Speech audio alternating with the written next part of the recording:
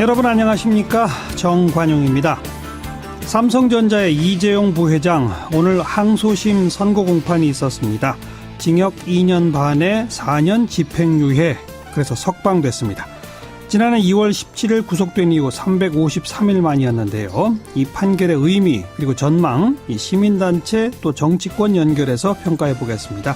참여연대 김남근 변호사, 더불어민주당의 박주민 의원 차례로 이야기 들어보겠고요. 7시 5분 시작되는 2부, 매주 월요일 꾸며드리는 이슈 토크 준비했습니다. 오늘은 최근에 여야 양쪽에서 다 문제가 제기되고 있는 가짜뉴스 논란에 대해서 토론해 봅니다. 최민희 전 의원, 시사평론가 장혜찬 씨와 함께하겠고요. 평창 동계올림픽 벌써 나흘 앞으로 다가왔네요. 이 흥미로운 관전 포인트들 중앙일보 송지훈 기자와 함께 정리해드리겠습니다.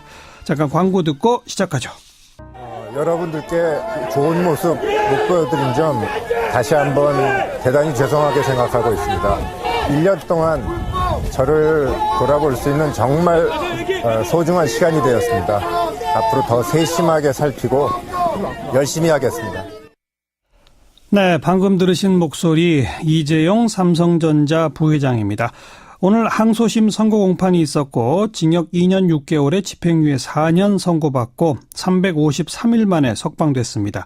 지난 1심에서는 징역 5년을 선고받았었는데 대폭 감형이 된 것이죠. 자, 먼저 시민단체 의견 듣겠습니다. 참여연대 김남근 변호사, 안녕하세요. 예, 안녕하십니까. 오늘 판결에 대해서 총평 한마디 해주신다면요? 예, 1심은 정치 권력과 자본 권력의 부도덕한 유착이 이 사건의 성격이라고 봤는데요. 예. 2심의 경우에 있어서는 이제 정치 권력의 강요에 못 이겨가지고 수동적으로 뇌물을 제공한 사건이 이 사건이다라고 해서 예. 사건의 성격을 좀 굉장히 다르게 본 것 같습니다. 예. 하지만 저희가 보기에 있어서는 SK그룹 같은 경우에 있어서는 그런 강요에 대해서 거부도 했었고 다른 기업들은 소극적이었는데 삼성은 최순실을 직접 만나가지고 승마 지원들을 하고 그것을 이제 은폐하기 위해서 허위의 용역 계약서까지 만들었던 것을 보면 전형적인 정경유착 사건으로 봐야지 2심의 판단처럼 강요에 못 이겨서 뇌물을 제공한 사건으로 보는 것은 좀 사실을 잘못 파악한 것이 아닌가 생각이 듭니다. 예. 특검이 이재용 부회장에게 적용한 게 이제 뇌물죄, 재산 국외 도피, 범죄 수익 은닉 규제 처벌, 국회 위증죄 이렇게 쭉 여러 가지지 않습니까? 예. 그 가운데 먼저 뇌물죄 부분은 특검이 처음에 기소한 건 400 몇십억이었는데 1심에서도 다 인정된 건 아니었잖아요. 1심에서는 예. 뭐가 인정되는데 이번에는 뭐만 인정된 겁니까? 1심에서는 이제 승마 지원 부분에 대해서는 유죄를 인정을 하고, 그 다음에 재단 지원 부분에 대해서는, 영재 스포츠 센터에 대해서는 유죄를 인정하고, 미르 K 스포츠 재단에 대해서는 이제 인정을 하지 않았는데요. 예. 지금 2심에서는 그 삼성의 경영권 승계에 대한 현황 자체가 존재하지 않았다. 예. 그래서 그거에 대한 이제 경영권 승계에 대한 어떤 지원을 해주겠다는 묵시적 청탁이 있었다라는 것 자체를 인정을 하지 않아서 예. 영재 스포츠센터하고 미르 K 스포츠 재단 지원에 대해서는 다 무죄를 선고를 했고요. 아하. 승마 지원에 대해서는 그 말과 차량에 대한 이제 소유권을 넘겨받은 거에 대해서도 유죄를 인정을 했는데 예. 그 부분에 대해서는 소유권을 넘겨받은 게 아니라 배타적인 사용권을 넘겨받은 것이다. 예. 그 사용권은 재산적으로 가치를 평가할 수가 없다. 예. 그렇게 해가지고 이제 그 일부러 유죄를 인정을 했지만은 그 소유권을 넘겨받았다 그래서 액수로 72억 이렇게 인정을 하지 않고 36억에다가 사용권이 뇌물죄다 이렇게 인정을 한 겁니다. 그러니까 1심에서는 영재 스포츠 재단하고 승마 관련을 다 유죄로 했는데 2심은 영재 스포츠 빼고 승마에서도 소유권 빼고 이렇게 된 거군요. 예, 그렇습니다. 그렇게 구분이 가능한 겁니까? 김남근 변호사 보시기에? 그래서 특히 이제 경영권 승계에 대해서는 이재용 부회장이 삼성 그 에버랜드 시절부터 헐값으로 주식을 넘겨받아가지고 그걸 시드머니로 해가지고 이제 수십조의 경영권 승계 플래그를 이어져 왔고 삼성의 주력 기업인 삼성물산의 경영권을 장악하기 위해서 그 에버랜드가 이름을 바꾼 제일모직하고 삼성물산의 합병들을 추진했다라는 것들은 상당히 많이 알려져 있는 사실인데, 그렇죠. 그런 사실 자체들을 이제 경영권 승계 사실 자체를 인정하기가 어렵다라고 해서 예. 이건 좀 일반적인 좀 상식이나 이미 알려진 사실하고 너무 배치되는 것이 아닌가 생각이 듭니다. 네. 그러다 보니까 재산 국외 도피도 완전 다 무죄가 됐죠. 재산국외도피의 경우에 있어도 36억을 최순실이 만든 페이퍼 컴퍼니인 코어 스포츠라는 이제 독일에 있는 회사에 보내는데 2심의 판단은 뇌물을 준다는 의사는 있었지만 그 네. 재산을 해외로 빼돌린다라는 생각은 없었던 거 아니냐 이렇게 판단을 했는데요. 예. 상식적으로 생각해 보게 되면 뇌물 공유의 의사도 있었고 이거를 해외에 있는 최순실의 페이퍼 컴퍼니로 빼돌린다는 생각도 있었다고 봐야지 예. 그걸 기계적으로 나눠가지고 뇌물 의사만 있고 도피 의사는 없었다라고 본 것도 굉장히 좀 일반적인 상식적인 판단하고는 좀 벗어난다고 보여집니다. 네. 그럼 그 밖에 뭐 일부 유죄로 또 인정된 건 뭐가 있습니까? 국회 위증죄 부분입니까? 네, 국회 위증죄 부분들을 이제 일부 유죄로 이제 인정을 했고요. 그다음에 나머지 부분들에 대해서는 뭐 대체적으로 다 이제 무죄 쪽에 판단을 했습니다. 예. 특히 이제 그 양형 부분과 관련해서도 보게 되게 되면은 그 마필 같은 경우도요, 말과 차량 같은 경우에 있어서도 사실상은 이제 소유권을 넘기면 언론의 주목을 받을 우려가 있기 때문에 예. 그거에 대한 사용 권한은 다 넘긴다라는 의사 하에서 사용권을 줬다라고 그랬다는 거의 소유권을 넘긴 거와 같이 봐가지고 예. 뇌물 액수도 36억만이 아니라 그 사용권에 대한 가치를 1심과 마찬가지로 소유권을 넘긴 거와 똑같이 봐서 한 72억으로 봤었어야 되는데 예. 그 부분도 이제 36억으로 좀 줄이고 예. 그게 또 재산 도피와 같이 형량이 높은 것은 다 인정하지 않으려고 해서 예. 결국 이제 소위 3호룰이라고 그래서 징역 3년에 집행유예 5년에서 재벌 총수들을 계속 풀어주고 있는데요. 예. 그거에 맞춰서 2년 6월에 징역 4년들을 한 것이 아닌가 예. 그렇게 생각이 된다는 겁니다. 집행유예를 목표에 두고 뭐 이런저런 혐의 중에 몇 가지만 딱 일부러 잘라서 만들었다 이렇게 보시는 거예요? 예, 좀 뭐 사실관계 인정이 좀 너무 인위적이다, 사기적이다 이렇게 좀 느낌이 든다는 거죠. 네. 이재용 부회장이 이렇게 되니까 당연히 그 밑에 최지성 전 삼성 미래전략실장 또 장충기 전 사장 등등도 다 집행유예로 감형이 된 거죠. 네, 그렇죠. 뭐 총 지휘한 사람이 집행유예를 받으니까 그 지휘에 따라서 움직인 사람들에 대해서 실형을 선고할 수는 없어서 마찬가지로 다 집행유예가 선고가 됐습니다. 네. 참여연대가 보시기에 이 사법부의 재판에 대해서 가장 큰 문제는 뭐라고 보시고 앞으로 어떻게 대응하실 건가요?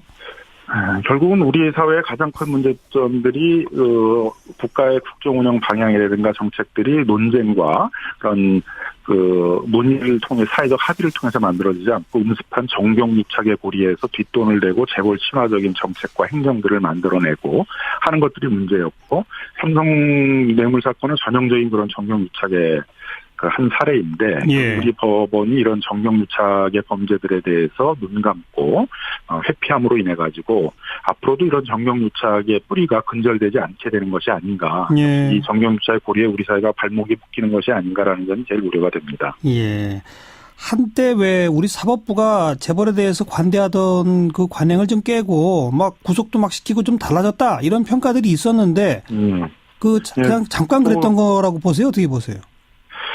또 마찬가지로 이제 이런 재벌 총수들에 대해서는 이제 3호룰이라고 그래가지고 그런 어쩔 수 없이 풀어줘야 된다라는 그런 도구마에 갇혀가지고 예. 관대한 처벌을 하게 되니까 유전무죄, 무전유죄라는 우리의 흔한 말들이 다시 또 사실 확인이 되는 게 되고 그리고 사법부의 재판에 대해서는 엄격한 사실관계에 대한 판단과 법리를 적용해서 하는 것이 아니라 미리 어떤 목표들을 정해놓고 재벌 총수들에 대해서는 관대하게 다른 일반인들에 대해서는 굉장히 엄격하게 그런 처벌하는 기준을 정해놓고 재판을 하는 것이 아닌가 해서 사법부에 대한 신뢰가 크게 떨어지게 되는 그런 또 우려도 발생을 하고 있습니다. 네, 알겠습니다. 고맙습니다. 예, 감사합니다. 참여연대 김남근 변호사였습니다. 작년 8월 25일에 이재용 부회장에 대한 1심 선고가 있었고요. 바로 그날 더불어민주당 박주민 의원 저희 프로그램에 연결해서 인터뷰를 했는데 그 인터뷰의 제목이 이재용 판결 2심 집행유예 보인다라는 제목이었습니다. 여러분 혹시 기억하실지 모르겠네요.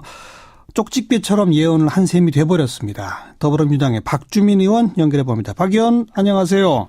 예, 안녕하십니까. 이런 쪽집게 예언은 안 맞아도 되는데 이게 딱 들어맞았네요.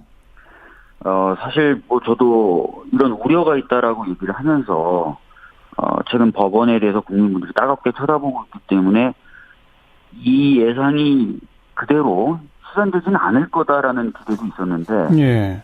이게 어떻게 된 게 진짜 이 우려대로 실현이 돼가지고 굉장히 당황스러운 상황입니다. 예, 작년 8월 25일 저랑 인터뷰할 때 네. 이 1심 법원이 여러 가지를 유죄로 인정하면서도 형량을 5년에 맞춘 것이 좀 뭔지 석연치 않다 뭐 이런 얘기를 하셨었잖아요. 네. 그리고 또 그 판결 선고문에 조금 좀 이렇게 2심에서 충분히 삼성 측 변호인들이 다툴 수 있는 소지를 많이 남겼다 뭐 이런 것 하셨는데 왜 네. 그때 2심에선 집행유예가 보인다라는 주장을 하셨는지 다시 한번 좀 되짚어 주시겠어요?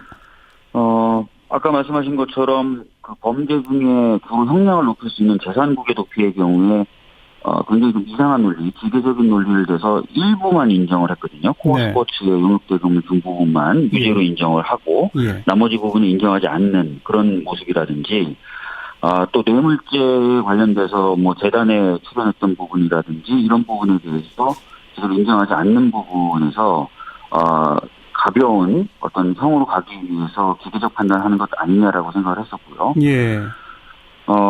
그리고 아울러서 이제 방금 말씀하셨던 것처럼 수동적인 뇌물죄라든지 이런 표현을 썼어요, 판결문에. 수동적, 대통령의 적극적 요구에 수동적으로 응한 것으로 보인다. 이런 표현. 그렇죠. 뇌물이면 뇌물인데 이게 수동적 뇌물이라고 해서, 마치 강요를 받아서 억지로 뭔가 준 것처럼, 그런 어떤 그 판단을 해놨던 거죠. 그래서 여기저기에 항소심에서 이재용 삼성 부회장이 빠져나갈 구멍을 만들어 놓은 게 아니냐라는 의혹을 제가 제기했었던 것입니다. 근데 지금 2심 판결은 그 수동적 뇌물죄라고 하는 것을 오히려 더 확실하게 인정해버린 거네요.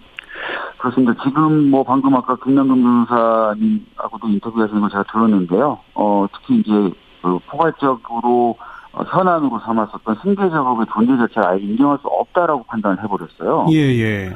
그러면서 이제 뇌물죄에 대해서 상당 부분 확실하게 종집을 찍어버리는 식으로 판결을 내린 것인데, 예. 뭐 일반 국민들 입장에서 전혀 수긍할 수 없을 것입니다. 뭐 삼성생명하고 그 제일모직 간의 불공정한 그런 합병 같은 것들이 진짜 승계 작업하고 상관이 없는 것인가? 네. 그런 부분을 수긍할 국민이 어디 있겠습니까? 그럼에도 불구하고 이런 것들이 다 승계 작업과 상관없는 것이다라는 식으로 판결을 내려버림으로써 예. 상당히 국민들의 인식이라든지 감정과는 거리가 먼 판결로 가버린 것 같습니다. 그 1심 선고 판결문에 이 부회장의 승계 작업 추진이 개인 이익만을 위한 것이 아니라는 점도 양형에 감안했다. 이런 게 1심 선고문에도 들어있었거든요. 예, 1심 선고에서 정확히 뭐라 그랬냐면 이게 이제 이재용 그 개인만의 이익을 위한 것으로 보이지는 않는다. 삼성전자 또는 삼성생명이 어떤 전체적인 어떤 이익이나 이런 것도 고려한 것으로 보인다라고 얘기는 했는데, 예.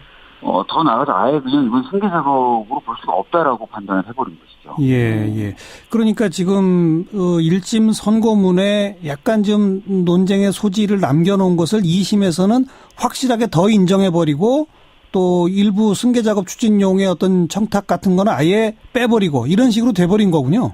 예, 그러니까 1심에서 뭐 그나마 조금 여지를 남겨뒀던 부분조차도 완전히 아니다라고 부정을 하면서 상당 부분 이제 범죄 혐의에서 벗어나는 그런 결론을 내린 것입니다. 네. 이 선고 결과가 박근혜 전 대통령 재판에는 어떤 영향을 미칠 거라고 보십니까? 뭐 전에 인터뷰에서도 말씀드렸던 것처럼 뇌물을 주는 것과 달리 뇌물을 받는 경우에는 1억 이상만 돼도 무기징역에 처해질 수가 있습니다. 그래서 현재 인정된 그 뇌물 액수인 36억 원, 코어 스포츠에 용역대금을 줬던 그 액수만으로도 사실 무고형이 가능합니다. 그런데 아예 이런 승계 작업에 대한 인식도 없었고 승계 작업에 대한 부정한 청탁도 없었고 사실상 승계 작업이라는 게 없었다라고 하면서 죄질 자체는 굉장히 가벼워지게 된 것이죠. 그렇기 때문에 박근혜 전 대통령의 재판에서도 상당히 영향을 미칠 것으로 보입니다. 근데 어쨌든 이재용 부회장은 이른바 수동적 뇌물이라고 해서 감형이 됐습니다만 그 안에는 대통령은 적극적으로 뇌물을 요구했다는 것을 사법부도 인정한 거잖아요. 네, 근데 지금 보면은 이제 아예 그 승계 작업이라는 게 없었고, 청탁이라는 것도 없었고, 그러니까 승계 작업이라는 게 없었으니까 당연히 승계 작업에 대한 청탁도 없었던 게 되는 것이죠. 그러면서 박근혜 전 대통령의 죄질 부분의 판단에 있어서 상당히 가볍게 되는 그런 결과를 낳을 것으로 보여집니다. 그러니까 삼성 승계용으로 뇌물을 요구한 것이 아니라 그냥 정유라 승마 지원 정도를 그렇죠. 요구했다. 이렇게. 예. 그러면 요구한 뇌물이라고 하는 것은 맞지만 그러나 그 뇌물의 성격이나 그 완전히 달라지고 내용이 좀 축소가 될 수 있다 이런 말씀이군요. 맞습니다. 네. 오늘 이 선고 결과를 두고 뭐 일각에서는 그 집행유예 판결을 한 판사에 대해서 뭐 공격하는 분들도 있고 청와대에 청원하시는 분들도 있고 막 이런 움직임들도 일어나고 있는데 이런 현상은 어떻게 보세요? 전에도 제가 한번 간단하게 좀 말씀드렸던 것 같습니다. 사법부의 판단도 사실 국민의 평가와 비판을 받을 수 있습니다. 그런 차원에서의 평가와 비판은 당연히 허용돼야 된다고 생각을 하고요. 물론 굉장히 좀 도를 넘어서 개인적인 공격이나 이런 데까지 가는 것은 조금 과하다라고 말씀드릴 수는 있겠습니다만 아까 말씀드렸던 대로 사법부의 판단 역시도 예. 국민의 권한을 위임받아서 진행하는 것이기 때문에 평가와 비판은 당연히 받아야 된다고 생각합니다. 지금 문자로도 많은 분들 의견 주시는데 7749번께서는 이재용이 집행유예면 우리나라에 교도소가 없어도 된다.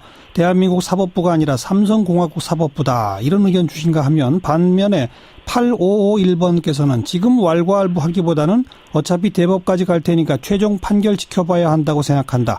또 선고가 마음에 안 든다 해도 판사에 대한 인신공격성 여론은 문제다. 이렇게 또 엇갈리는 여론들이 있거든요. 네.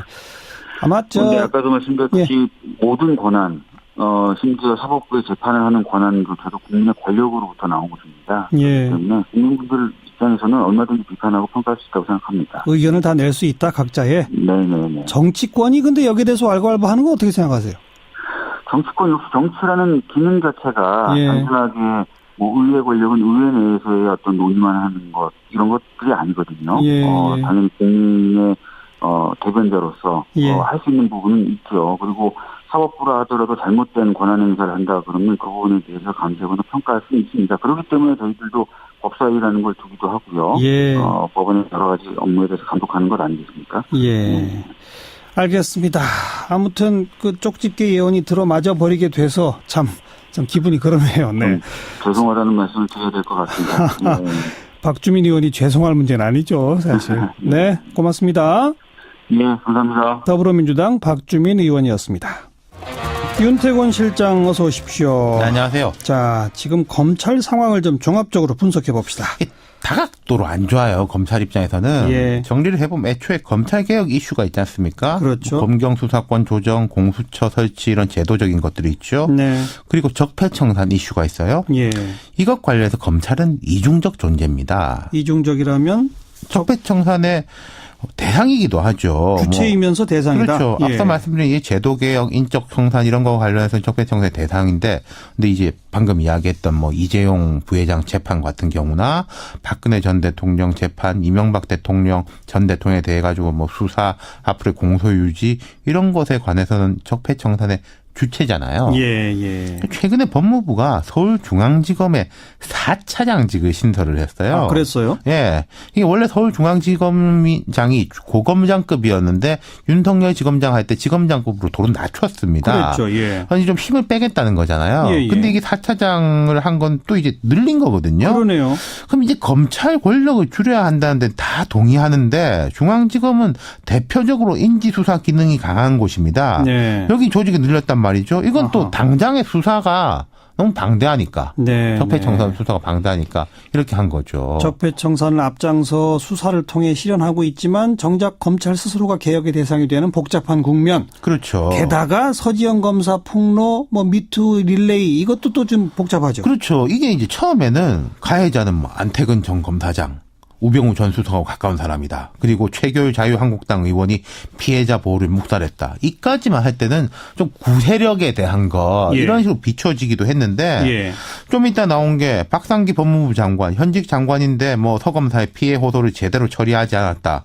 법무부에서도 인정했죠. 그랬죠. 거기다 복잡해지는 게 서지영 검사의 뭐 법률 대리인은 화해치유재단, 즉 박근혜 전 대통령 측하고 뭐 가까운 인사였다. 네. 이런 또 비판을 받고 물러났잖아요. 더 복잡해졌죠. 예. 게다가 그 임은정 검사도 나도 성추행 당한 적 있다 이렇게 그렇죠. 했죠. 근데 이것도 약간 복잡한 게요. 임 검사가 이제 서지영 검사 사안에 앞장서고 있는데 본인이 과거에 당한 일도 폭로했습니다. 10수년 전의 일인데. 예. 근데 임 검사의 폭로는 그 가해자들보다는 검찰 성추행 사건 진상규명 및 피해 회복 조사단 단장인 조희진 서울 동부지검장을 겨냥하고 있는 거거든요. 그 단장직 사퇴해라. 이제 그렇죠. 요구하고 있잖아요. 예, 애초부터 임 검사는 조단장 자격 없다. 네. 서지영 검사 측은 뭐 지켜보자. 우리는 별로 문제 제기할 생각 없었다. 이래가지고 좀 갈라졌는데 임 검사가 과거 자신의 피해 사실을 밝히면서 2007년에 1박 2일로 진행된 여검사 모임에서 피해 사실을 이야기했는데 아무 후속 조치가 없었다. 네. 조희진 단장님 그때 무언가 조치를 해주셨더라면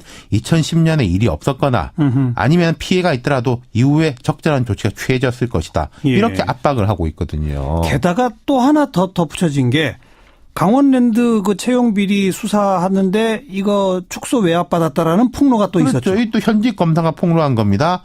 이건 이제 뭐 자유한국당 의원들이 여러 엮여 있지만은 직접 외압 주체로 들어온 사람은 최종원 당시 춘천지검장, 현 서울 남부지검장이에요. 네, 네. 서울 남부지검장이라는 것은 상당히 요직이거든요. 그렇죠. 이분이 예를 들어 현 정권 들어와서 뭐 문물 체제에서도 뭔가 이제 롤을 하고 있는 인물이란 거죠. 네, 네. 이쪽으로 화살이 간다는 겁니다. 정말 복잡하게 얽히고 설켜 있네요, 검찰. 그렇죠. 성폭력 성희롱건만 해도 자 검찰 자체 진상조사단이 있습니다. 아까 말씀드린 이제 조희진 검사장이 단장인 기구, 법무부의 대책위원회가 있어요. 예. 권인숙 여성정책연구원장이 위원장 맡았습니다. 예. 그리고 인권위가 직권으로 검찰의 조사단 투입하기로 했습니다. 네. 말하자면 이 조사기구만 해도 3개예요. 그렇죠. 그게 참 이런 라인 저런 라인 할 것 없이 검찰 조직이 여러 사건에 대해 가지고 얽히고 설켜 있다. 남마처럼 말 그대로. 게다가 강원랜드 채용 비리 건도 아마 무슨 진상조사위원회 이런 거 만들어야 되지 않겠어요? 지금 여당에서도 특검 이야기가 나오는데 특검을 여당에서 하는 건 어려울 것이고 특임검사 이런 이야기는 분명히 한 오늘 내일 나올 것 같아요. 예, 예. 아주 이 복잡하게 남마처럼 얽혀 있는 검찰 앞으로 어떻게 나갈지 네. 정말 예의주시해야 되겠습니다. 수고하셨어요. 감사합니다. 윤태권 실장이었습니다. 시사잡기 1부 마무리 짓겠습니다. 잠깐 뉴스 들으시고요. 7시 5분 2부에 다시 뵙죠. 시사잡기 2부 오늘 하루 화제가 된 뜬 뉴스들부터 정리해드리겠습니다. 오늘부터 저희 CBS 김효은 기자가 이제 스튜디오에 직접 나와서 진행하겠습니다. 김효은 기자 어서 오세요. 네, 안녕하세요. 앞으로 잘 부탁하고요. 네. 일부에서도 다뤄봤는데 이재용 삼성전자 부회장 그 항소심 맡은 재판장 그 이름이 지금도 이 포털 실검 상위 순위에 올라와 있네요. 네, 이번 항소심 결과 어떻게들 보셨나 모르겠습니다. 여튼 네티즌들은 격하게 뜨거운 반응을 보였습니다. 이재용 부회장에게 집행유예를 선고한 정형식 서울고등법원 부장판사가 주요 포털에서 실시간 검색 상위권에 올랐습니다. 지금도 그래요. 네티즌들의 반응은 주로 어때요? 네, 너무 거친 말은 넘기는 걸로 하고요. 유전 무죄, 무전 유죄냐라는 말부터 시작해서 혹시나 했는데 역시나였다면서 집행유예 판결을 강하게 비판하는 목소리가 많았습니다. 그리고 청와대 홈페이지에는 정 판사를 파면하라는 청원 글까지 올라오고 있습니다. 청원글. 네. 네. 네, 그 선고 직후 지금까지 관련 청원을 검색해봤더니 오후 5시 기준이었는데요. 정 판사의 판결을 비판하는 내용이 10건이 넘었습니다. 그리고 사법 적폐를 도려내야 한다. 그리고 법원을 개혁해야 한다는 주장도 눈에 띄었습니다. 네. 뭐 이미 이렇게 실시간 검색어 올랐으니까 정영식 판사 어떤 사람입니까?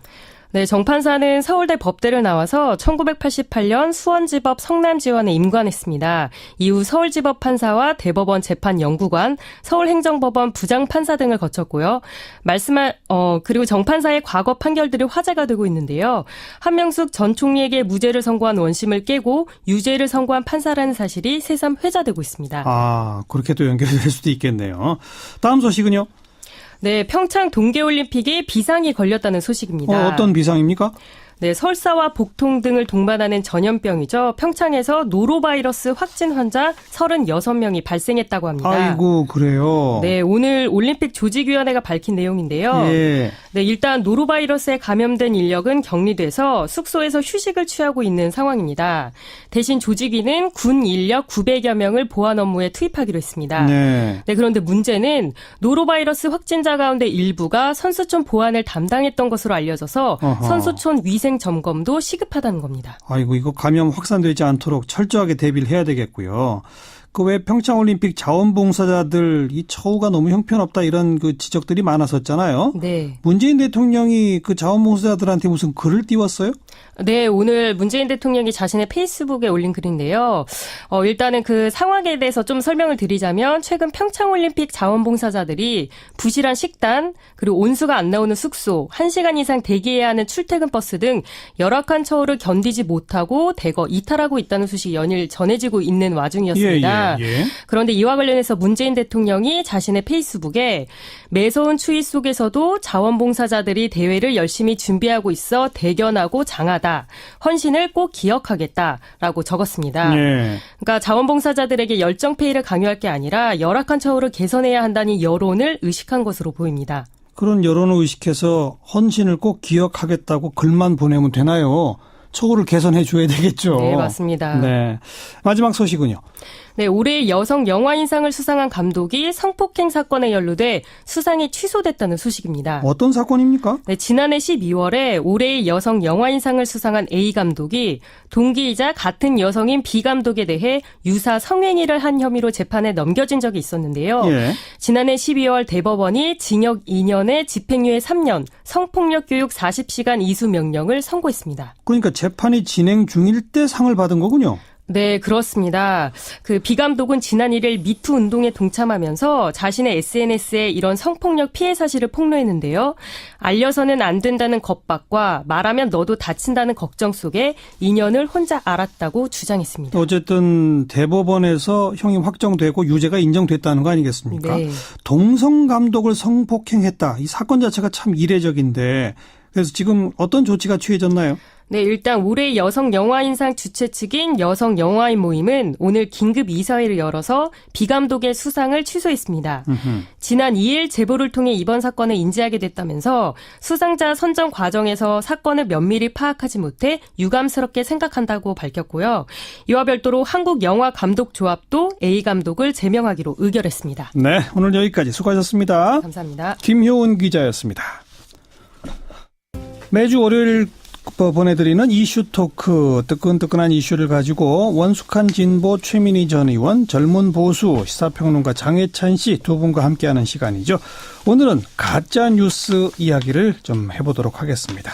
최민희 전 의원 그리고 장혜찬 씨 어서 오십시오. 안녕하세요. 안녕하세요. 안녕하세요. 먼저 더불어민주당이 지난주에 기자회견하고 가짜 뉴스 뭐 이거에 대해서 고발하고 오늘도 추가로 또 고발하고 그랬죠? 네. 어떤 것들이에요? 그 가짜 뉴스의 내용이? 그 가짜 뉴스와 댓글 조작 두 가지인데요. 네네. 네, 그러니까 내용에 문제가 있어서 고발하는 게 있고, 그다음에 하나는 조작 방식의 문제, 예. 매크로 의심 이 두 가지. 먼저 그 가짜 뉴스의 내용부터 좀. 예. 예, 가짜 뉴스의 내용은 문재인 정부가 국민연금을 동원해서 가상화폐 투자를 해서 큰 손실이 났다. 예, 그런 류입니다. 그런 게 어디에 나와요? 그게 이제 카톡 폐쇄망을 통해서 급격히 유포되고 있고요. 어떤 언론 매체를 통해서가 아니라? 네, 아닙니다. 그러니까 일부 언론에서 뭐 종편의 가짜 뉴스를 저희가 고발한다 그러는데 그거는 지금은 아닙니다. 아니고. 그리고 또 문재인 대통령의 임기가 2018년 2월 24일로 끝난다. 며칠 안 남았다는 거죠? 네, 그런 종류입니다. 그래서 허위 사실인 경우 고발했고요. 예. 그다음에 댓글의 경우는 좀 말하기가 끔찍한 내용들인데. 어떤 겁니까? 예를 들면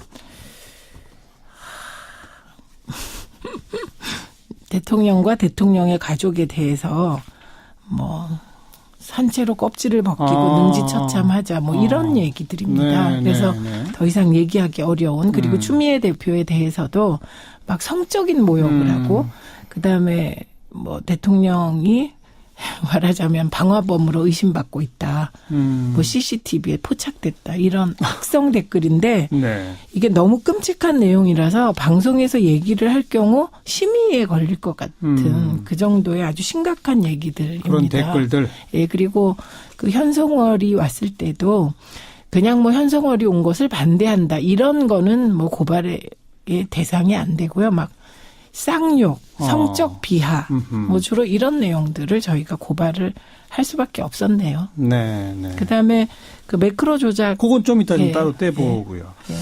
지금 가짜 뉴스는 더불어민주당이 이렇게 이건 이제 어떤 언론 매체를 통해서 유포되는 것이 아니라 각종 SNS란을 통해서 아무 근거 없이 유포되고 있는 가짜 뉴스와 너무 심한 댓글들에 대해서 법적 대응을 하겠다라고 한 게 하나의 쟁점이고요. 네.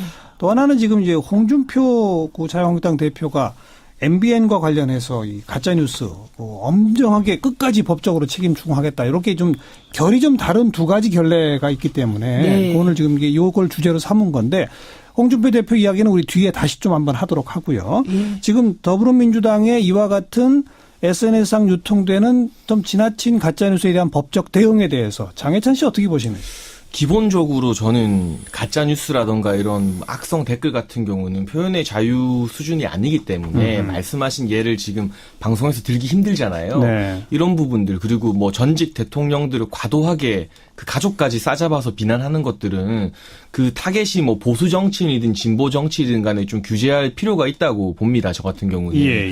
그리고 이 가짜 뉴스라는 게 더불어민주당만 당하는 문제는 아니고 맞아요. 지난 대선 과정에서 이제 자유한국당 같은 경우는 가짜 뉴스 신고 센터를 만들어서 운영을 했더라고요. 거기서 뭐 고발을 아직까지 한 건 없는데 뭐 731건 정도 이제 고발이 가능한 것들을 뭐 취합을 해놨다고 네. 합니다. 당 차원에서 그런 문제가 있었고 예. 또 뭐 대선에 출마는 안 했지만 반기문 전 유엔 사무총장 같은 경우도 한국에 온 이후에 가짜뉴스 때문에 굉장히 심하게 고생을 했던 것으로 알려져 있고요. 이런 정치권에 뭐 너나 할 거 없는 문제인데 그러나 이 부분에 대해서 저는 더불어민주당의 과거 발언들을 조금 조명해보고 싶은 네, 생각이 말씀하세요. 듭니다. 예를 들면 박근혜 정부 당시에도 뭐 박근혜 전 대통령을 가지고 모 포털 사이트에서 연관 검색어가 이것도 참 말하기 외람됩니다만, 뭐, 비속어는 아니에요. 박근혜 생식기, 이런 키워드가 대통령 연관 검색어로 떴었고, 또 박근혜 돌대가리, 이런 키워드들이 떴습니다. 근데 이 연관 검색어 삭제를 당시에 이제 포털 사이트에 요청했으나,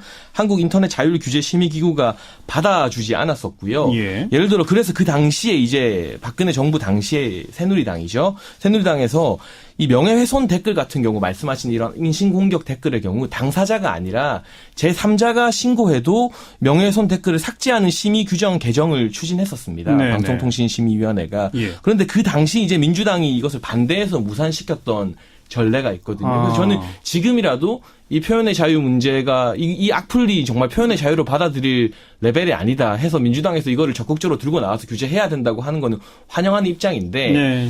이 2015년 당시에 왜 이런 것들을 좀 반대했을까? 한창 특히 집권 정부인 보수당에 대한 굉장한 인권 모독, 뭐 쥐나 뭐 닭을 비유한 것들 그리고 뭐 그런 것들이 있을 때는 표현의 자유라고 좀 옹호했었던 과거가 있지 않는가 하는 부분에서는 태도가 좀 달라진 것에 대해서 뒤늦게라도 환영하지만 좀 그 태도가 달라진 부분은 지적하고 싶은 것이죠. 그러니까 우선 더불어민주당이 고발하는 즉 법적 대응을 한 거는 환영한다는 말씀이시죠. 저는 이걸 자유한국당에서 국민 대상으로 고발하면 안 된다고 하는데 네. 국민이라 하더라도 자신이 너무 과도하게 악플 달고 말도 안 되는 걸 유통시키면 저는 법적인 책임을 져야 된다고 봅니다. 그 부분은. 법적 대응은 환영하는데 왜 2015년에는 그렇게 세게 안 했느냐 이런 말씀이시거든요. 예, 저는 악플은 표현의 자유라고 할 수 없다고 생각합니다. 그리고 헌법의 보호를 받을 가치가 없다고 생각합니다. 그리고 이 말을 한 사람은 제가 아닙니다. 최초로 이 말을 한 건 홍준표 대표고요. 네, 이거에 따라서 사이버 모욕죄를 추진하다가 그때 실패한 겁니다.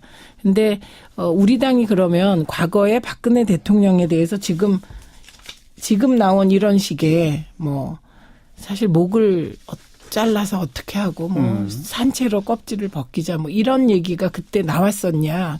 그때 그런 얘기를 규제하자는 거에 반대하는 의원은 없습니다. 그 당시 다만 강도가 다르다? 예, 다만 예를 들면 이건 대단히 죄송합니다. 엑스박이라는 표현.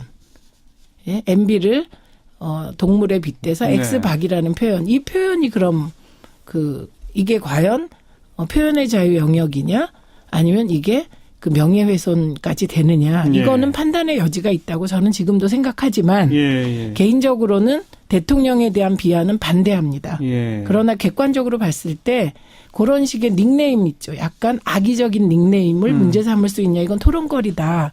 그다음에 마찬가지로 박근혜 대통령에 대해서도 뒤에 이름을 놔두고 앞에 닭을 붙이는 경우 이게 과연 명예훼손이냐 아니면 표현의 자유냐는 논란의 여지가 있다. 네, 이렇게 네. 생각을 합니다. 제가 하나 그리고 궁금해서 민주당 측에 네, 한번 말씀하세요. 여쭤보고 싶은 게 있는데 이제 2017년 4월에 민주당에서 표현의 자유위원회를 출범시킵니다. 그러면서 이제 당론으로 인터넷 실명제에 대해서 이제 전면적으로 인터넷 실명제 폐지하는 쪽에 어떤 공약을 내거는데요. 지금 이 표현의 자유를 넘나든 이런 악플을 처벌하기 위해서는 그리고 이런 것들을 좀 방지하기 위해서는 아무래도 인터넷 실명제가 좀 강하게 도입돼야 될 필요성이 또 대두되는 것 같은데 그때와 비교했을 때 지금 민주당에서는 그렇다면 인터넷 실명제에 대해서 어떻게 생각하고 계시는지 좀 궁금합니다. 사실. 네, 인터넷 실명제하고 이번에 그 악성 댓글하고는 직접적으로는 연관되지 않습니다.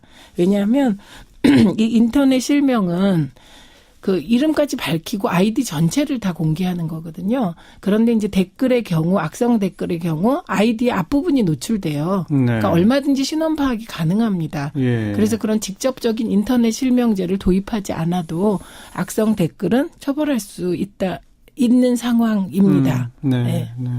즉, 가짜뉴스나 악성 댓글에 대한 형사적 조치와 네. 인터넷 실명제는 사실은 별개의 문제다? 네, 그렇게 네. 보신다? 어떻게 보세요?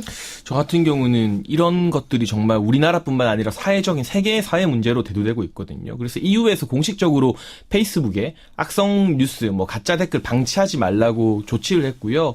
독일 같은 경우는 이를 어길 시 24시간 안에 삭제 안 할 시 거액의 벌금을 물게 하는 법안까지도 통과시켰습니다. 맞습니다. 그렇기 때문에 예. 우리 댓글을 다는 분들 다 국민 한 사람 한 사람이지만 누구든 자신의 어떤 언행에 대해서는 책임을 져야 되는 거잖아요. 네. 그런 부분을 좀 더 강화하기 위해서 인터넷 실명제를 적극적으로 추진하는 게 제가 봤을 때 이런 인터넷 문화의 어떤 잘못된 점을 바로잡는 한 방향이 아닌가 하는 생각이 들어서 이 부분에 대해서 지금 자유한국당과 더불어민주당 왜 그때는 안 그랬냐 말이 바뀌었다 공방에 오갈 수 있지만 기본적으로 표현의 자유를 넘나드는 악플에 대해서는 규제해야 된다는 데에서는 생각이 제가 봤을 때 예. 비슷할 것 같아요. 예. 그러면 인터넷 실명제 문화라던가 이렇게 제3자가 명예훼손 댓글을 삭제 요청할 수 있는 권리 이런 법에 대해서도 좀 더 좀 열린 상태에서 토론이 가능하지 않을까 하는 생각이 그러니까 들어요. 인터넷 실명제가 도입되면 그것은 단순한 댓글뿐만 아니고 SNS 전반에 적용이 되게 됩니다. 예. 그러니까 트윗에도 적용해야 되고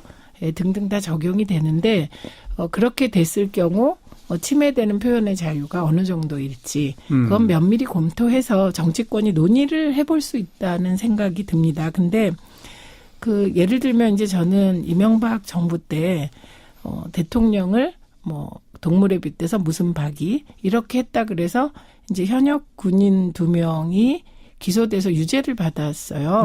네. 그럼 이제 과연 이건 타당한가? 그래서 이제 표현의 자유 문제가 나오는 거고 결국은 이분들도 신분이 폭로된 거거든요.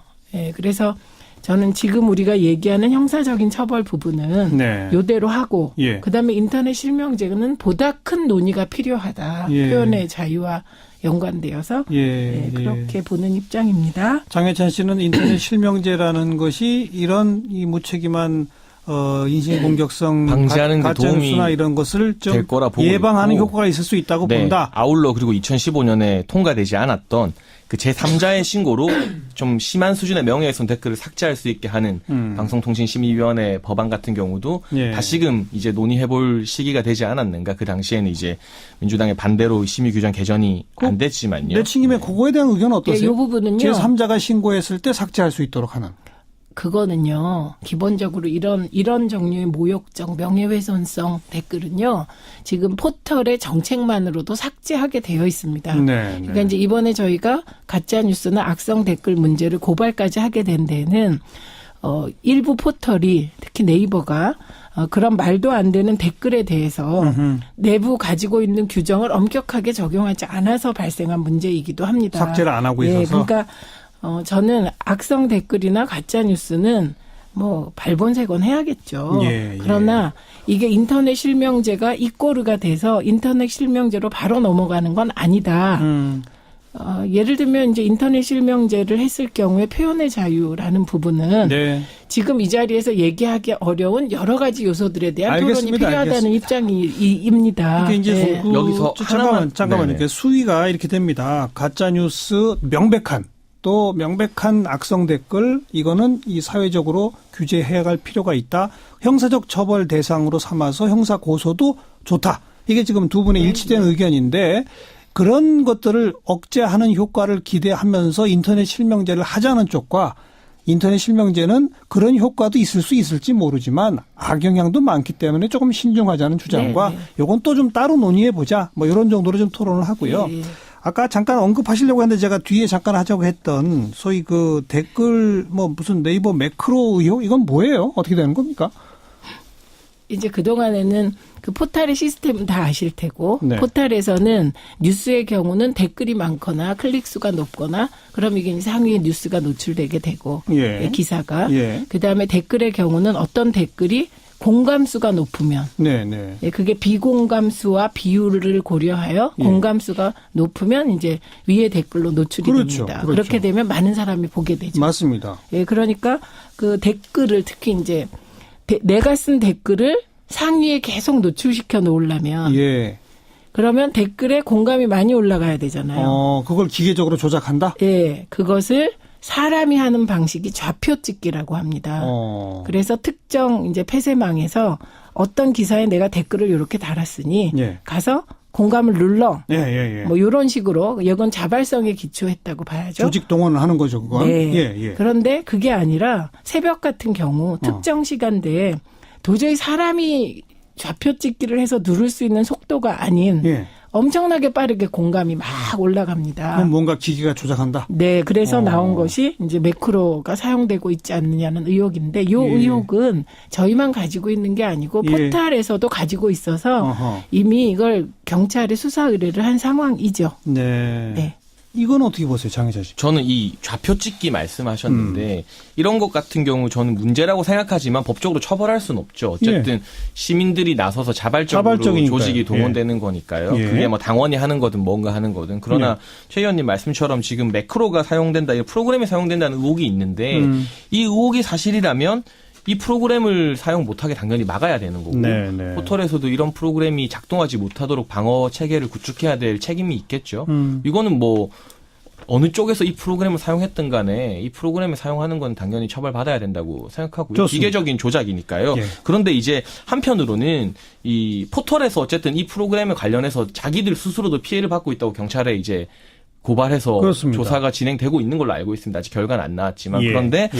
집권 여당의 대표께서 이 특정 포털을 거론하면서 마치 압박 주기를 하는 게 제가 우리 나중에 나올 거지만 지금 홍준표 대표가 자유한국당 홍준표 대표가 MBN에 대해서 굉장히 강경하게 나오고 있잖아요. 초강경 뭐 자세입니다. 정정보도와 사과를 받았는데도 불구하고 당사에도 이제 기자들 못 들어오게 하는 등 그것과 비추어 봤을 때 이런 여당과 야당의 대표 두 분이 한 분은 특정 포털에 한 분은 특정 언론에 이렇게 과하게 화를 내는 모습이 과연 국민들 봤을 때 또 언론이나 이런 어떤 포털에 정치권이 너무 겁박하는 모습은 보여주는 게 아닌가. 저는 그 두 모습 다 해서 좀 우려스러운 마음이 들더라고요. 아유, 그런 물타기 하시면 안 됩니다. 물타기로 본다? 네, 왜냐하면 추미애 대표는 네이버가 자기 의무를 다해라라고 얘기했지 네이버에서 민주당 관련 기사를 뭐 편집하지 말라거나 이렇게 하지 않았습니다. 그리고 지금 네이버의 경우는 그냥 스스로 고발한 게 아니고요. 정말 문제 제기가 너무나 많았습니다. 네이버가 우선 첫째는 매크로 댓글 조작 의심이 있는데도 방치했다. 예. 그다음에 두 번째는 예를 들면 네이버 뒤에 욕이 붙으면 그건 금방 삭제됩니다.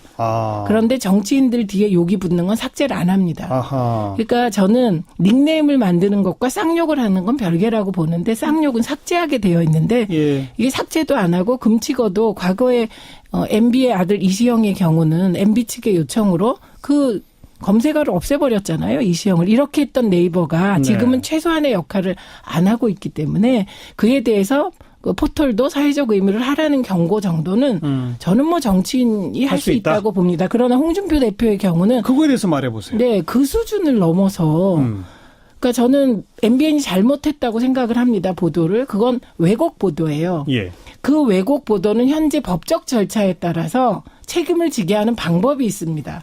그래서 대개는 방심위에 고발을 하죠. 예. 그런데 또 언론중재위나 뭐 이렇게 그러니까 일단 이제 방송의 경우는 방심위가 예. 언론중재 역할을 하는데 예. 방심위로 안 되면 법적 소송을 하기도 합니다. 예. 그래서 대개 언론의 왜곡 보도를 책임 물을 수 있는 장치들이 있는데 네. 그 장치를 넘어서 그냥 출입 부스를 없애라.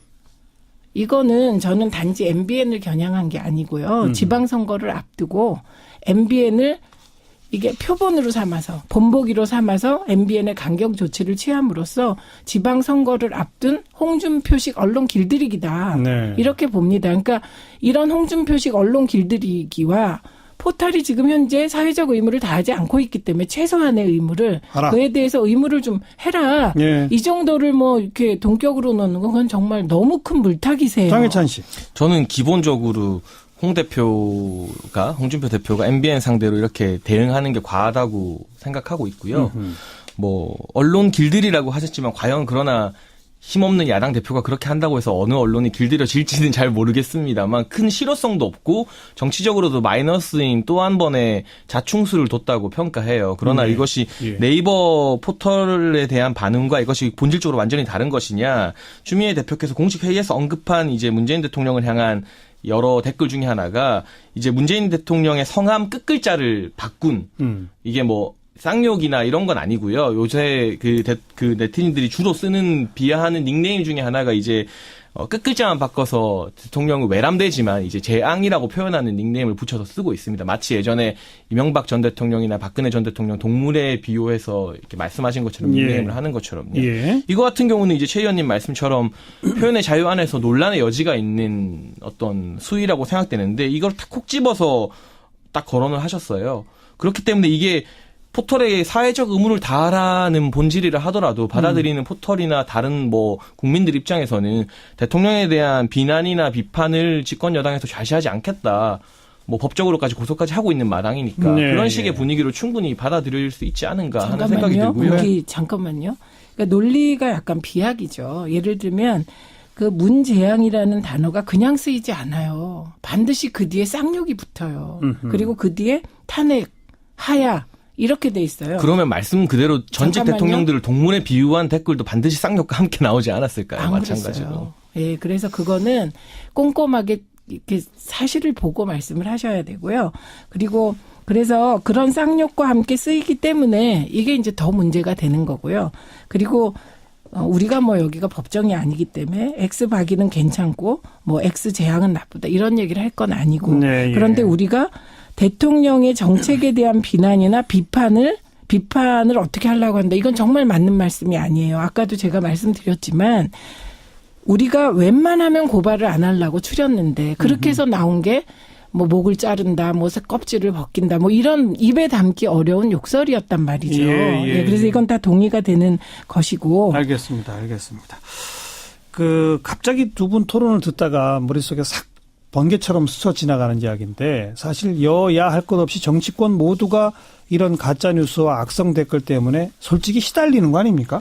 맞죠? 그렇죠. 시달리죠. 근데 아무래도 이제 정부 여당이 더 많이 시달리고 물론 네. 이게 어떤 지금 국제적으로 이게 또 많아지고 한다고 하니까 그래서 갑자기 정말 번개처럼 떠오른 생각인데 이런 거야말로 초당적으로 여야가 같이 무슨 위원회 같은 걸 만들어 가지고 반대로 해보는 거예요. 더불어민주당이 볼 때는 야당을 향한 돈 없는 공격을 더불어민주당이 찾아주는 거고 정부 여당에 대한 돈 없는 공격을 야당이 찾아주고 혹시 이렇게 좀 아름다운 모습 펼쳐볼 수 없을까요? 동화 같은 말씀인데 좀 그런 날이 좀 왔으면 좋겠는데요. 말씀하신 것처럼 가짜뉴스나 이런 악성 댓글의 주 타겟은 주로 이제 집권하고 있는 정부를 공격하는 것들이 많아요. 그래서 지난 몇 년 동안은 주로 보수 정부가 그 타겟이 많이 되었었고요. 예를 들면 뭐 이명박 전 대통령의 혼외자를 암시하는 뭐 눈 찢어진 아이 논란 뭐 이런 것들을 그 굉장히 유명한 유력한 방송인 정치인분들이 막 퍼뜨리고 다니다가 그분들이 지금은 또 공중파에서 이 가짜 뉴스를 지적하는 역할을 또 반대로 맡고 계시더라고요. 그런 경우도 있고 해서 이게 좀 자기가 집권할 때 안 할 때 떠나서 정도를 좀 지켰으면 좋겠어요. 장혜찬 씨가 저한테 동화 같은 얘기라고 하셨지만 지금 제가 두 분의 토론을 지켜보면서 알게 모르게 자기 편에 대한 공격은 굉장히 민감하고 상대편에 대한 공격은 그 정도는 표현의 자유 아니냐라는 식으로 인식한 듯한 약간의 뉘앙스가 느껴져서. 근데 그거는 약간 아닌 게요. 저는 예를 들면 지금 제가 입에 올리기 어려운 댓글을 네. 과거에 본 적이 없습니다. 사실은 굉장히 심해졌어요. 내용이. 그런데 제 경우는 이제 워낙 표현의 자유 영역에서 오래 일을 해왔기 때문에. 그렇죠. 민주언론 운동을 네, 하셨으니까. 저는 닉네임 정도의 뭐 그런 거는 예, 기분 예. 나빠도 뭐 그것까지 문제 삼아서 될까 이런 생각이 개인적으로 있습니다. 근데 장해찬 씨 보기에는 과거에도 그런 닉네임 뒤에 반드시 쌍욕과 뭐가 붙었다는 특히 거예요. 이제 박근혜 전 대통령 같은 경우는 생물학적으로 여성이지 않습니까? 그래서 어떤 성적인 것들로 모욕을 주는 댓글들을 저는 굉장히 많이 봤었기 때문에 예 한번 들어보세요. 그 예를 들면 방송에 나갈 수가 없는 어떤 아니 그런 아닙니다. 것이죠. 제가 이번에 네. 다 살펴봤는데 예. 추미애 대표에 대해서 지금 가해지는 그 성적인 모욕이라는 게 정말 어마어마하고요. 그다음에 또 그 화보로 만들어서 아니, 아무튼 이렇기 때문에 정말 이건 여야가 함께 모두 다 문제될 수 있다라고 인정된 어떤 그런 것들을 수면 위에 자기들끼리 뭐 올려놓고 함께 고발도 하고 이럴 수 있는 사안 아니에요? 근데 그게요 감수성 말씀하셨듯이 그 감수성이 다르기 때문에 그게 조금 어려운 지점이 있을 것 같습니다. 그리고 감정의 골이 깊어서 예를 들면 박근혜 전 대통령 있을 때 표창원 의원이 알고 한 건 아니지만 본인이 허락해서 주관해준 국회 내부 전시에 이제 박 전 대통령 얼굴을 합성해서 여성 예, 나체 예, 그림에 예. 그런 전시를 해서 논란이 된 적이 있었잖아요. 이런 식의 크고 작은 사건들로 인해서 이번에 또 자유한국당 군의원이 대통령 얼굴을 또 합성해서 논란이 되고 지금 네. 고소당한 걸로 알고 있는데 네. 이런 식의 서로 간의 어떤 감정의 골이 깊기 때문에 여야가 이 문제로 뭐 공동 작업은 합심하기는 어렵다. 힘들 것 같고 그런데 근데- 아무튼 시대적으로는 우리나라뿐 아니라 전 세계적으로 가짜뉴스 악성 댓글에 대한 공동 대처 이거 필요한 거 아닙니까? 그러니까 정파적인 갈등 그리고 네. 이게 우리는 북한의 존재 때문에 뭐든지 색깔론으로 갑니다. 예, 그러니까 예. 현 정부에 대한 정책적인 비판보다는 주로 이와 같은 악성 댓글이 달리는 게 남북관계 관련된 기사예요. 아하. 평창 올림픽이라거나 뭐 그런 남북관계 진전을 반대하는 쪽에서 하는 것 같은 느낌. 네. 네, 그래서 조금 그 어려움이 있을 것 같고요. 네, 그리고 저는 아무튼 원칙만 얘기하는 겁니다. 근데 지금 이번에 이제 세계적으로 발의된 법안이 어. 그 매크로 등 조작을 콕 찍어서 2년 이하의 징역을 할 수 있도록 한 법안을 이제 신경민 의원이 발의한 거예요. 예, 정보통신망법 개정안. 예. 그러니까 이건 아주 악성 댓글 조작, 그러니까 매크로 조작을 가정하고 법을 만든 정도인데 이제 이게 새누리당에서 과거에 추진하던 사이버 모욕죄거든요. 지금 계속 얘기하고 네, 있는 게. 네. 그 사이버 모욕죄의 경우는 범위가 굉장히 넓어요. 그러니까 이런 그 기계적인 댓글 조작이라든지 아하. 그런 걸 명시한 법안 정도는 논의를 해볼 수 있지 않을까. 결과는 모르겠습니다만. 좋네요. 뭐 제가 네. 그 가짜뉴스에 공동위원회 만들어 대처까지는 어려워도 그럼 네. 그 어떤 법 제도를 조금 강화하는 쪽에 대한 국회 논의 이건 반드시 있어야 되겠죠. 그렇죠. 그리고 지금 저희 이야기는 오늘 주로 이제 도를 넘는 악플에 대한 이야기가 더 많았는데 사실 외국 같은 경우는 정부에서 공동으로 대응하는 것들은 가짜 뉴스입니다. 네, 예를 들면 네. 뭐 러시아 정부가 조직적으로 가짜 뉴스를 유통해서 다른 나라의 선거에 개입했다는 의혹들도 뭐 CIA나 FBI에서 막 공개하고 있거든요. 그렇죠. 이런 식의 언론사 그러나 뭐 검증이 안 된 언론사 매체를 통한 가짜 뉴스 같은 경우도 더 어떻게 보면 심각한 사회 문제이기 그렇죠. 때문에 예. 이 부분에 대해서는 정부에서 어떤 기구를 만들거나 이탈리아 같은 경우는 온라인 이제 사이버 뉴스 경찰들이 이 부분을 단속하고 있습니다. 네, 소프트웨어로. 네. 그런 것도 좀 시도해보면 좋지 않을까. 여야를 넘어서 알겠습니다. 문제이기 때문에요. 알겠습니다. 이 댓글 조작이요. 국정원 댓글 부대 있잖아요. 그 댓글 부대가 댓글을 조작하던 방식과 너무나 유사한 일들이 벌어지고 있기 때문에 그건 아무튼 더 수사 결과를 수사를 지켜보도록 좀 하고. 철저하게 해봐야 될 필요가 있습니다. 자, 오늘의 이슈 토크는 두 분의 생각의 결이 같습니다. 같은데 묘하게 차이가 나는 걸 아마 우리 청취자분들 느끼실 것 같고요. 어쨌든 원칙적으로 결론은 이거는 여야 가릴 것 없이 초당파적으로 정치권이 법 제도를 어떻게 조금 강화할 것인지 어디까지 강화하는 것이 적절할 것인지 함께 머리를 맞대고 고민할 주제다. 이 정도 말씀 나누도록 하죠. 자, 최민희 전 의원, 시사평론가 장해찬 씨 수고하셨습니다. 감사합니다. 사운드 오브 뉴스입니다. 김민아 기자 어서 오세요. 오늘 들어볼 소리요. 오늘 국회에서 바른정당 오신환 원내대표의 연설 그리고 정치통일 외교 안보 분야 대정부 질의가 같이 진행되는데요. 들어보시죠. 보수가 정권을 잡으면 종북몰이 시대가 오고 진보가 정권을 잡으면 적폐몰이 시대가 옵니다. 하지만 우리가 속지 말아야 할 것이 있습니다. 수구 보수와 낡은 진보의 극한 대립은 역설적이게도 그들의 적대적 공존을 위한 것입니다. 키 리졸브 훈련, 독수리 훈련을 함께 하기로 했고 8월 달에 을지프리엄 가디언 훈련이 있는데 이 세 개의 훈련이 중단된 겁니까? 무기한 연기된 겁니까? 어떤 겁니까? 그런 말들이 이 한마디라도 되게 되면은 이 평창 올림픽의 평화적인 자, 장관님 지금 거기에 할 것 같아서 일체 말씀을 안 하기로 했습니다. 동맹이 있으면 훈련이 있는 겁니다. 네? 지금 국방부 장관으로서 너무나도 네, 앞에는 오신환 원내대표 연설이었고 뒤에는 자유한국당 정진석 의원 목소리네요. 그렇습니다. 지금 송영무 국방부 장관한테 질의를 하고 있는 건데요. 예. 앞에는 오신환 원내대표가 보수가 정권 잡으면 종북몰이를 하고 진보가 정권 잡으면 적폐몰이 한다 그랬는데 오늘 대정부 질의에서는 야당이 종북몰이를 하는 뭐 그런 상황이었습니다. 방금 들으신 대로 이제 정진석 의원이 한미 군사훈련 재개업을 반복해서 물었는데 이것에 대해서 이제 송영무 장관 말고도 이낙연 총리도 답변을 했는데 이것에 대해서 뭐 어떤 이렇게 못 알아듣느냐라고 얘기하는 바람에 야당이 항의해서 고성에 오가기도 했거든요. 또 국민의당 이원주 의원도 북한이 평창 동계올림픽 개막식 날짜에 열병식을 강행하면 중지를 요구하거나 항의를 해야 된다라고 했는데 통일부 장관이 여기에 대해서는 구체적 계획이 없다라고 대답을 하니까 장관은 북한의 대변인이냐 이렇게 묻기도 했다는 거죠. 또 자유한국당 안상수 의원도 이낙연 총리한테 북한 대변인인 것 같다 이렇게 얘기해서 좀 화제였습니다. 여당 의원들은 주로 뭘 물어봤습니까? 오늘 나온 이제 가장 뜨거웠던 얘기 중에 하나는 강원랜드 채용 비리 의혹인데요. 예. 국회 법사위원장인 자유한국당 권성동 의원이 연루되어 있다는 의혹이 있다. 이게 이제 고려가 된 것이죠. 앞서 춘천지검 안미연 검사는 최영집 강원랜드 사장의 채용 비리 의혹을 수사하는 과정에서 권성동 의원의 외압으로 불구속 수사 지시까지 받게 되는 이런 상황이 있었다. 이렇게 주장한 바 있는데요. 예. 일부 의원들은 특검 도입까지 언급을 했는데 박상기 법무부 장관은 이런 사건들을 보면서 공수처가 필요하다는 걸 다시 확인했고 독립적이고 중립적 기구를 통해서 진상조사를 하겠다 이렇게 답변을 했습니다. 자, 바른정당 국민의당 통합은 지금 어떻게 돼가요? 오늘 바른정당이 전당대회 열어서 국민의당하고 통합안을 의결했는데요. 유승민 대표가 동서화합과 개혁적 보수의 정치를 하겠다 이렇게 같이 얘기를 했습니다. 국민의당 전당원 투표가 8일에 진행되고 그러면 오늘 13일에 국민의당과 바른정당의 어떤 통합 전당대회 격으로 수임기간 합동회의가 진행이 되는데 이러면 이제 합당 절차는 마무리되는 것이고요. 새로운 당명은 아시다시피 지난 2일에 미래당으로 결정이 됐습니다. 예. 이외에 이제 안철수 대표 거취 문제 이게 논란이 된 바 있지 않습니까? 그렇죠. 그 영향으로 국민의당 박주선 국회 부의장이 유승민 대표와 공동대표를 같이 맡는 방안이 지금 유력한 것으로 보도가 되고 있습니다. 네, 다음 뉴스요. 오늘 이명박 정부 당시 국정원이 청와대에 특수활동비를 상납했다는 의혹 관련 김백준 전 청와대 총무기획관이 구속 기소됐는데요. 화제가 되고 있는 것은 검찰이 이 사건의 주범을 이명박 전 대통령으로 판단했고 김백준 전 기획관은 방조범이다라고 공소장에 적시했다는 것입니다. 예. 이것은 김백준 전 기획관이 이명박 전 대통령에게 이제 국정원에서 돈이 올 것이니까 받아둬라 이렇게 지시를 받아서 돈을 받았다 이렇게 진술한 것에 따른 것인데요. 이에 따르면 이명박 전 대통령이 특활비 수령과 보관 과정도 직접 챙겼다는 것이거든요. 그러면 사실상 핵심 피의자격이 돼서 기소가 불가피해진다. 이게 이제 언론 분석입니다.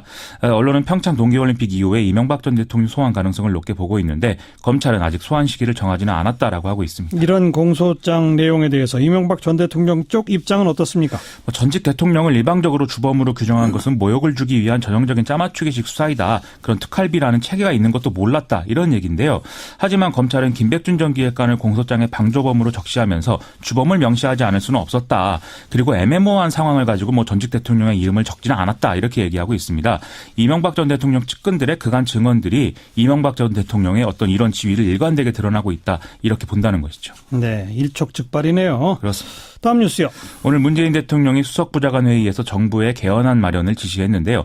문재인 대통령은 6월 지방선거 때 개헌 국민투표 동시 실시를 위해서 모든 노력을 다하겠다라면서 여야가 개헌 관련 협의를 시작한 것은 다행인데 아직도 원칙과 방향만 있고 구체적 진전이 없어서 안타깝다 이렇게 얘기를 했습니다.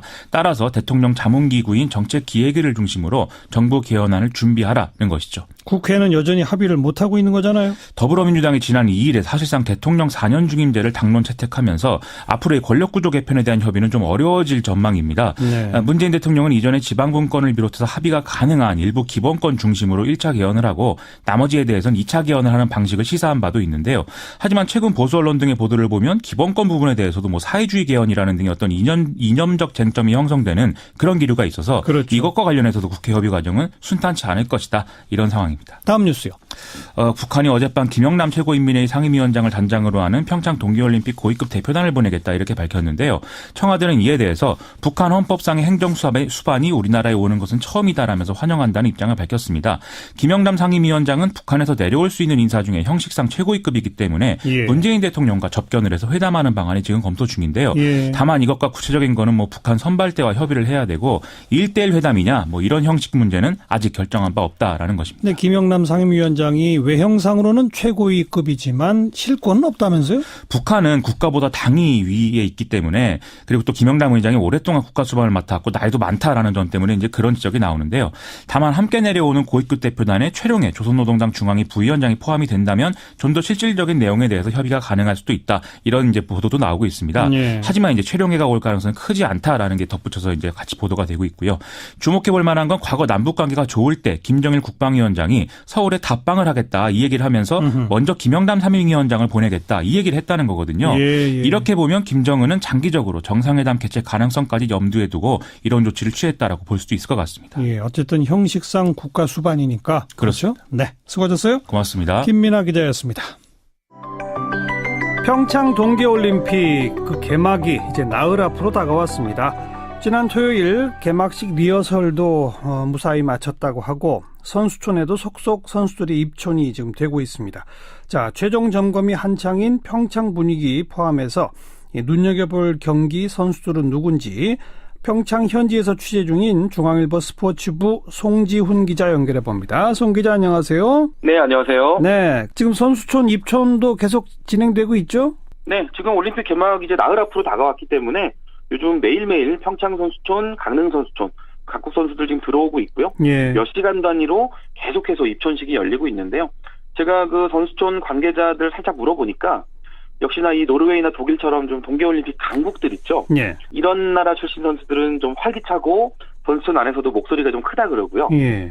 좀 소규모로 왔거나 아니면 좋은 성적이 기대가 되지 않는 그런 나라나 또 선수들은 상대적으로 좀 조용한 편이다. 이런 이야기 들었습니다.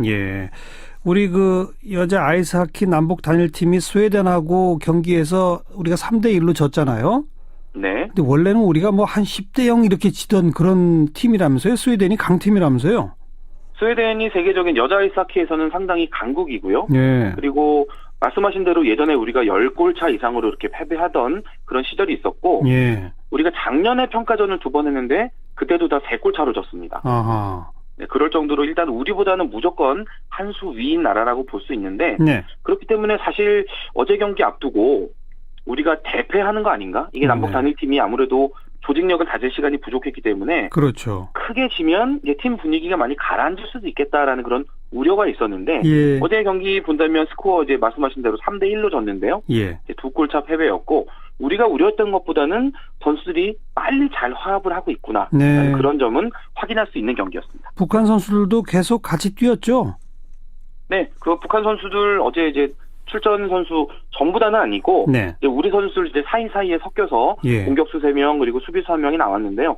우리가 예상했던 것보다 팀에 잘 녹아들었습니다. 그래서 어제 경기 끝나고 나서 그 캐나다 출신의 세라머리 감독이 북한 선수들 적응력이 생각보다 참 빨랐다. 그 부분이 만족스러웠다라는 그런 이야기를 했습니다. 아이스하키 말고 또 다른 그 북한 선수들도 지금 다 와 있지 않습니까? 네, 지금 그 분위기가 어때요? 입촌에 있죠. 그 선수들 지금 쇼트트랙 쪽에서는 이제 조금씩 훈련을 하고 있거든요. 그러니까 처음에는 우리나라 들어왔을 때 그 표정도 많이 굳어 있었고 또 기자들이 질문해도 좀처럼 입을 열지 않는 좀 경계심이 느껴지는 그런 모습들이었는데 이제 한 사나흘 정도 지나다 보니까 새로운 환경에 좀 적응도 되고요. 또 매일 훈련하러 나가고 들어올 때마다 이제 기자들과 항상 마주치니까 이제 좀 눈에 익은 것 같아요. 조금씩 말문을 열고 생각을 표현하기 시작하는데 특히나 지금 매일 같이 훈련하는 특히 아이스하키 선수들 같은 경우는 우리 선수들과 함께 있을 때 상당히 친밀하게 말하고 또 행동하고 있다. 이런 증언들이 많이 나오고 있습니다. 우리나라는 이 동계 스포츠가 워낙 좀 취약하다 보니까 각 분야별로 이 세계적인 유명 스타 잘 모르잖아요. 그래서 이번 동계올림픽에서 우리가 좀 눈여겨볼 선수들 설상 종목의 누구누구, 뭐 빙상 종목의 누구누구 이거 조금 소개해 주세요. 일단 설상 쪽이 아무래도 우리나라의 그 스포츠 팬들이 많이 잘 모르시니까 네.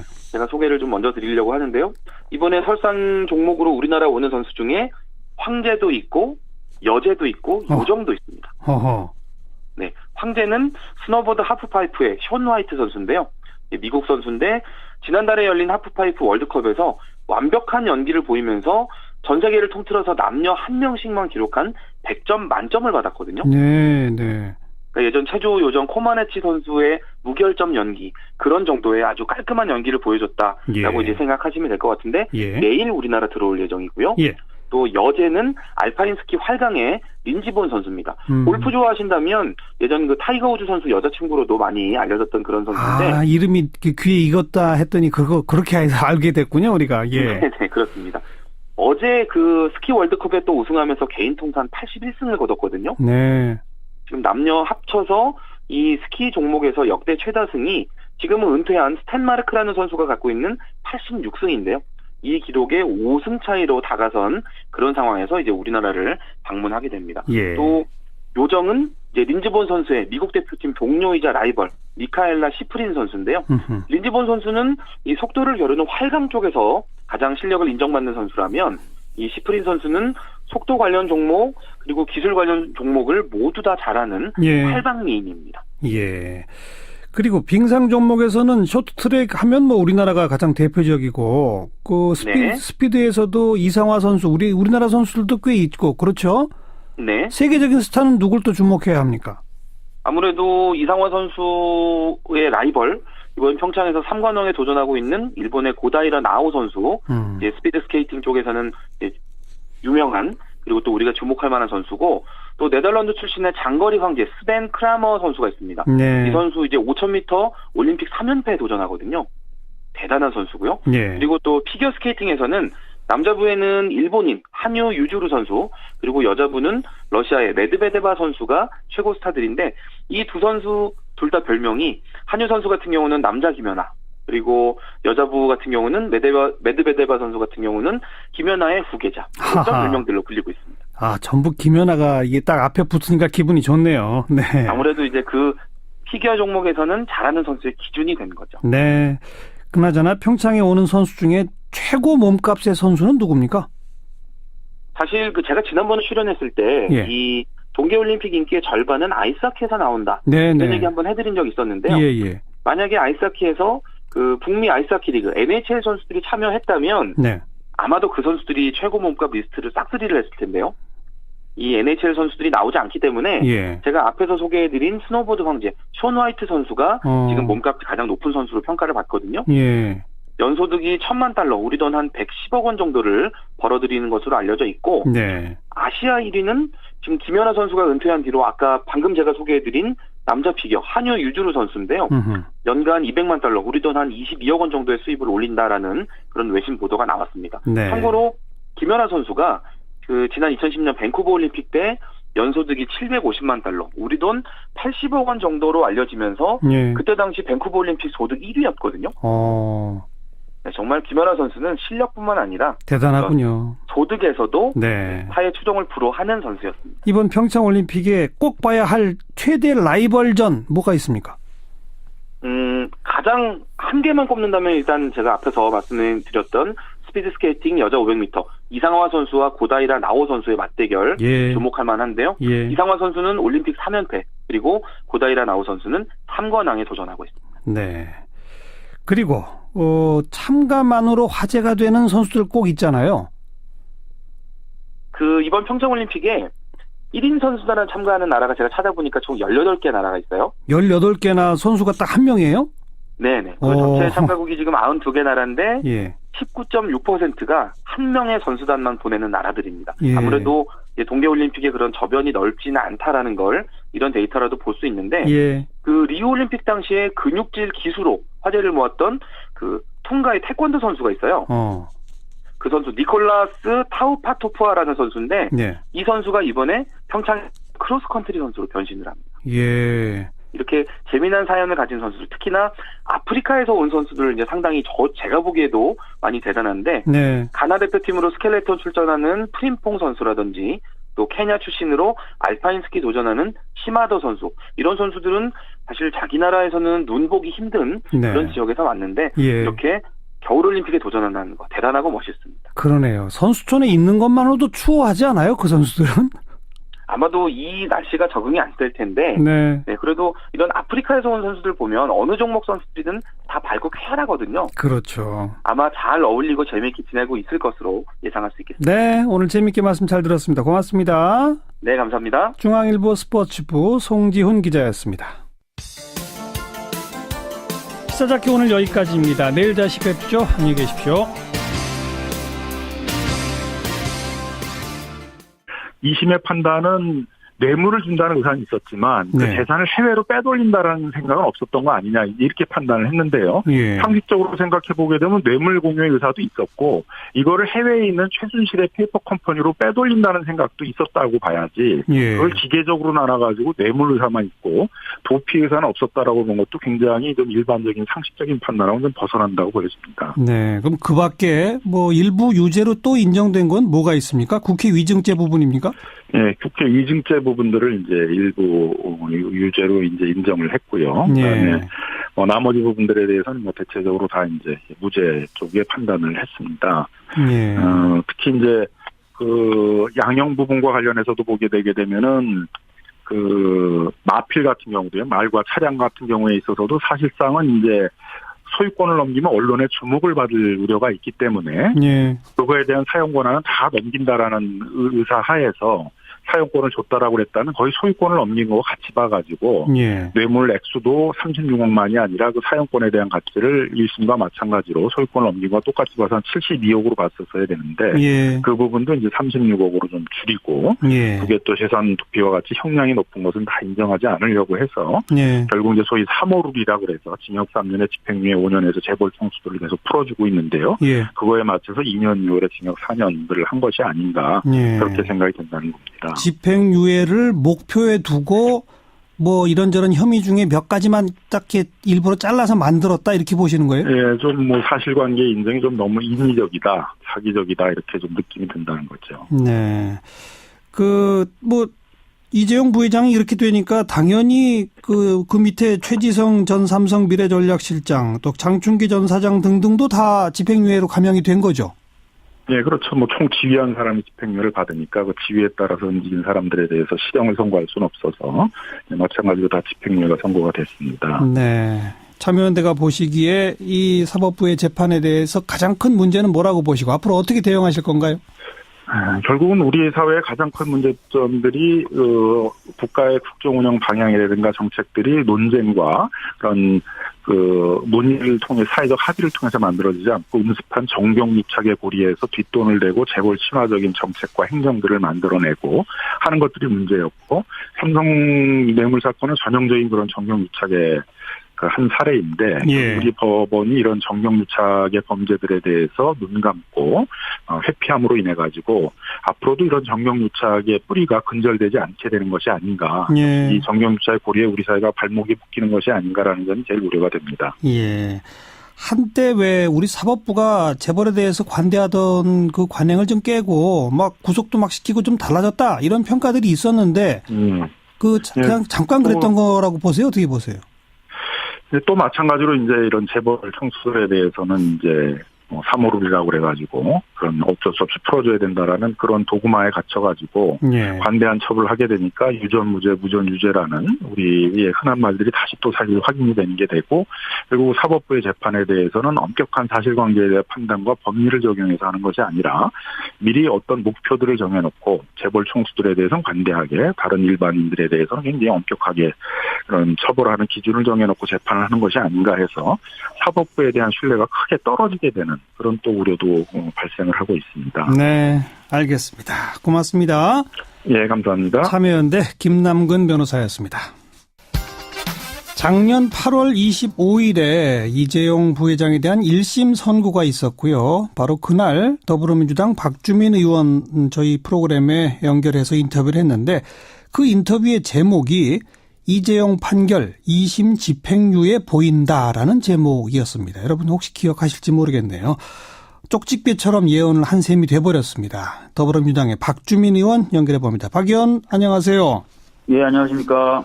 이런 쪽집게 예언은 안 맞아도 되는데 이게 딱 들어맞았네요.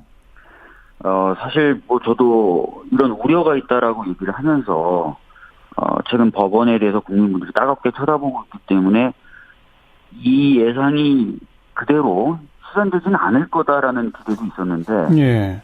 이게 어떻게 된 게 진짜 이 우려대로 실현이 돼가지고 굉장히 당황스러운 상황입니다. 예, 작년 8월 25일 저랑 인터뷰할 때 네. 이 1심 법원이 여러 가지를 유죄로 인정하면서도 형량을 5년에 맞춘 것이 좀 뭔지 석연치 않다 뭐 이런 얘기를 하셨었잖아요.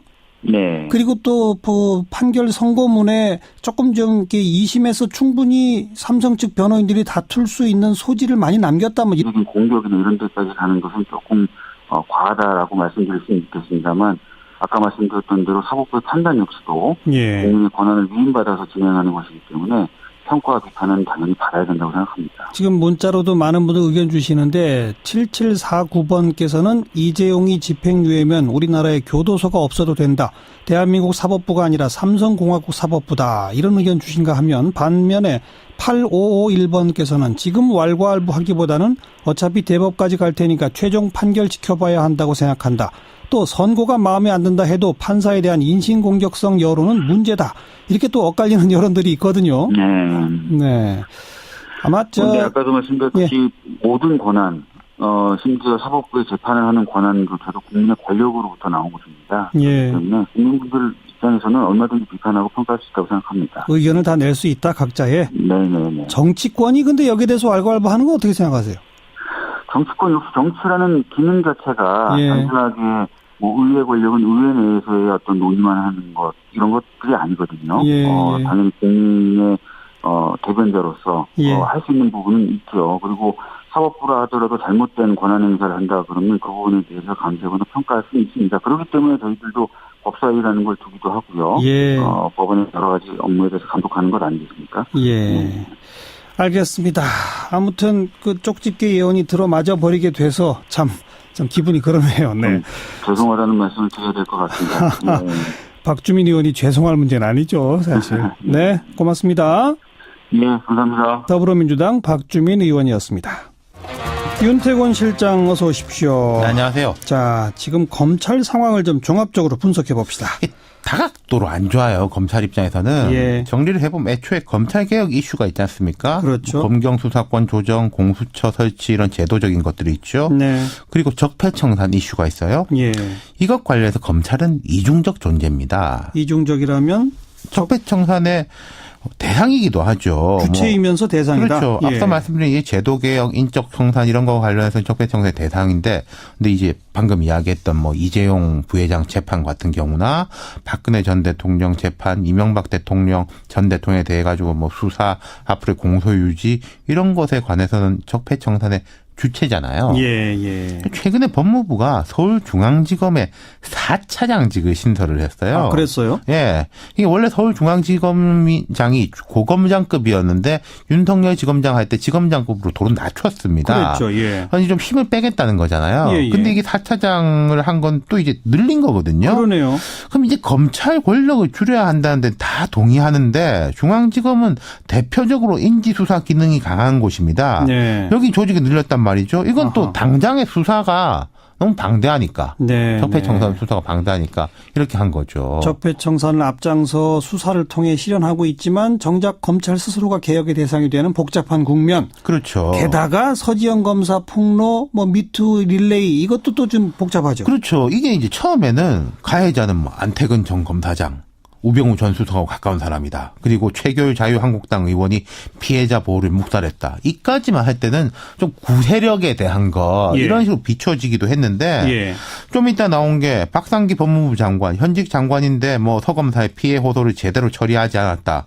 법무부에서도 인정했죠. 그랬죠. 거기다 복잡해지는 게 서지영 검사의 법률 대리인은 화해치유재단, 즉 박근혜 전 대통령 측하고 가까운 인사였다. 네. 이런 또 비판을 받고 물러났잖아요. 거예요. 더 복잡해졌죠. 예. 게다가 그 임은정 검사도 나도 성추행 당한 적 있다 이렇게 그렇죠. 했죠. 근데 이것도 약간 복잡한 게요. 임 검사가 이제 서지영 검사 사안에 앞장서고 있는데 본인이 과거에 당한 일도 폭로했습니다. 10수년 전의 일인데 예. 근데 임 검사의 폭로는 그 가해자들보다는 검찰 성추행 사건 진상규명 및 피해 회복 조사단 단장인 조희진 서울 동부지검장을 겨냥하고 있는 거거든요. 그 단장직 사퇴해라. 이제 그렇죠. 요구하고 있잖아요. 예, 애초부터 임 검사는 조단장 자격 없다. 네. 서지영 검사 측은 뭐 지켜보자. 우리는 별로 문제 제기할 생각 없었다. 이래가지고 좀 갈라졌는데 임 검사가 과거 자신의 피해 사실을 밝히면서 2007년에 1박 2일로 진행된 여검사 모임에서 피해 사실을 이야기했는데 아무 후속 조치가 없었다. 네. 조희진 단장님 그때 무언가 조치를 해주셨더라면 2010년에 일이 없었거나 아니면 피해가 있더라도 이후에 적절한 조치가 취해졌을 것이다. 예. 이렇게 압박을 하고 있거든요. 게다가 또 하나 더 덧붙여진 게 강원랜드 그 채용 비리 수사하는데 이거 축소 외압 받았다라는 폭로가 또 그렇죠. 있었죠. 이 또 현직 검사가 폭로한 겁니다. 이건 이제 뭐 자유한국당 의원들이 여러 엮여 있지만은 직접 외압 주체로 들어온 사람은 최종원 당시 춘천지검장, 현 서울 남부지검장이에요. 네. 서울 남부지검장이라는 것은 상당히 요직이거든요. 그렇죠. 이분이 예를 들어 현 정권 들어와서 뭐 문물 체제에서도 뭔가 이제 롤을 하고 있는 인물이란 거죠. 네. 이쪽으로 화살이 간다는 겁니다. 정말 복잡하게 얽히고 설켜 있네요, 검찰. 그렇죠. 성폭력 성희롱건만 해도 자 검찰 자체 진상조사단이 있습니다. 아까 말씀드린 이제 조희진 검사장이 단장인 기구, 법무부의 대책위원회가 있어요. 예. 권인숙 여성정책연구원장이 위원장 맡았습니다. 예. 그리고 인권위가 직권으로 검찰의 조사단 투입하기로 했습니다. 네. 말하자면 이 조사기구만 해도 3개예요. 그렇죠. 그게 참 이런 라인 저런 라인 할 것 없이 검찰 조직이 여러 사건에 대해 가지고 얽히고 설켜 있다. 남마처럼 말 그대로. 게다가 강원랜드 채용 비리 건도 아마 무슨 진상조사위원회 이런 거 만들어야 되지 않겠어요? 지금 여당에서도 특검 이야기가 나오는데 특검을 여당에서 하는 건 어려울 것이고 특임검사 이런 이야기는 분명히 한 오늘 내일 나올 것 같아요. 예. 아주 이 복잡하게 남마처럼 얽혀 있는 검찰 앞으로 어떻게 나갈지 네. 정말 예의주시해야 되겠습니다. 수고하셨어요. 감사합니다. 윤태권 실장이었습니다. 시사잡기 1부 마무리 짓겠습니다. 잠깐 뉴스 들으시고요. 7시 5분 2부에 다시 뵙죠. 시사잡기 2부 오늘 하루 화제가 된 뜬 뉴스들부터 정리해드리겠습니다. 오늘부터 저희 CBS 김효은 기자가 이제 스튜디오에 직접 나와서 진행하겠습니다. 김효은 기자 어서 오세요. 네, 안녕하세요. 앞으로 잘 부탁하고요. 네. 1부에서도 다뤄봤는데 이재용 삼성전자 부회장 그 항소심 맡은 재판장 그 이름이 지금도 이 포털 실검 상위 순위에 올라와 있네요. 네, 이번 항소심 결과 어떻게들 보셨나 모르겠습니다. 여튼 네티즌들은 격하게 뜨거운 반응을 보였습니다. 이재용 부회장에게 집행유예를 선고한 정형식 서울고등법원 부장판사가 주요 포털에서 실시간 검색 상위권에 올랐습니다. 지금도 그래요. 네티즌들의 반응은 주로 어때요? 네, 너무 거친 말은 넘기는 걸로 하고요. 유전 무죄, 무전 유죄냐라는 말부터 시작해서 혹시나 했는데 역시나였다면서 집행유예 판결을 강하게 비판하는 목소리가 많았습니다. 그리고 청와대 홈페이지에는 정 판사를 파면하라는 청원 글까지 올라오고 있습니다. 청원 글? 네. 네, 그 선고 직후 지금까지 관련 청원을 검색해봤더니 오후 5시 기준이었는데요. 정 판사의 판결을 비판하는 내용이 10건이 넘었습니다. 그리고 사법 적폐를 도려내야 한다. 그리고 법원을 개혁해야 한다는 주장도 눈에 띄었습니다. 네. 뭐 이미 이렇게 실시간 검색어 올랐으니까 정영식 판사 어떤 사람입니까? 네, 정 판사는 서울대 법대를 나와서 1988년 수원지법 성남지원에 임관했습니다. 이후 서울지법 판사와 대법원 재판연구관, 서울행정법원 부장판사 등을 거쳤고요. 그리고 정 판사의 과거 판결들이 화제가 되고 있는데요. 한명숙 전 총리에게 무죄를 선고한 원심을 깨고 유죄를 선고한 판사라는 사실이 새삼 회자되고 있습니다. 아, 그렇게 또 연결될 수도 있겠네요. 다음 소식은요? 네, 평창 동계올림픽에 비상이 걸렸다는 소식입니다. 어떤 비상입니까? 네, 설사와 복통 등을 동반하는 전염병이죠. 평창에서 노로바이러스 확진 환자 36명이 발생했다고 합니다. 아이고, 그래요? 네, 오늘 올림픽 조직위원회가 밝힌 내용인데요. 예. 네, 일단 노로바이러스에 감염된 인력은 격리돼서 숙소에서 휴식을 취하고 있는 상황입니다. 대신 조직위는 군 인력 900여 명을 보안 업무에 투입하기로 했습니다. 네. 네, 그런데 문제는 노로바이러스 확진자 가운데 일부가 선수촌 보안을 담당했던 것으로 알려져서 어허. 선수촌 위생 점검도 시급하다는 겁니다. 아이고, 이거 감염 확산되지 않도록 철저하게 대비를 해야 되겠고요. 그 외 평창올림픽 자원봉사자들 이 처우가 너무 형편없다 이런 그 지적들이 많았었잖아요. 네. 문재인 대통령이 그 자원봉사자들한테 무슨 글을 띄웠어요? 네, 오늘 문재인 대통령이 자신의 페이스북에 올린 글인데요. 일단은 그 상황에 대해서 좀 설명을 드리자면 최근 평창올림픽 자원봉사자들이 부실한 식단, 그리고 온수가 안 나오는 숙소, 1시간 이상 대기해야 하는 출퇴근 버스 등 열악한 처우를 견디지 못하고 대거 이탈하고 있다는 소식이 연일 전해지고 있는 와중이었습니다. 예. 그런데 이와 관련해서 문재인 대통령이 자신의 페이스북에 매서운 추위 속에서도 자원봉사자들이 대회를 열심히 준비하고 있어 대견하고 장하다. 헌신을 꼭 기억하겠다라고 적었습니다. 예. 그러니까 자원봉사자들에게 열정페이를 강요할 게 아니라 열악한 처우를 개선해야 한다는 여론을 의식한 것으로 보입니다. 그런 여론을 의식해서 헌신을 꼭 기억하겠다고 글만 보내면 되나요? 처우를 개선해 줘야 되겠죠. 네, 맞습니다. 네. 마지막 소식은요.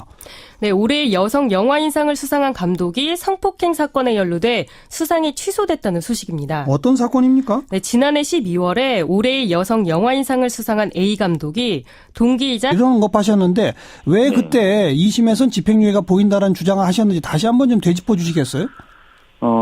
아까 말씀하신 것처럼 그 범죄 중에 그 형량을 높일 수 있는 재산국의 도피의 경우에 굉장히 좀 이상한 논리, 기계적인 논리를 대서 일부만 인정을 했거든요. 코어 네. 스포츠의 용역대금을 준 부분만 유죄로 인정을 하고 나머지 부분은 인정하지 않는 그런 모습이라든지 또 뇌물죄에 관련돼서 뭐 재단에 출연했던 부분이라든지 이런 부분에 대해서 제대로 인정하지 않는 부분에서 가벼운 어떤 형으로 가기 위해서 기계적 판단하는 것 아니냐라고 생각을 했었고요. 예.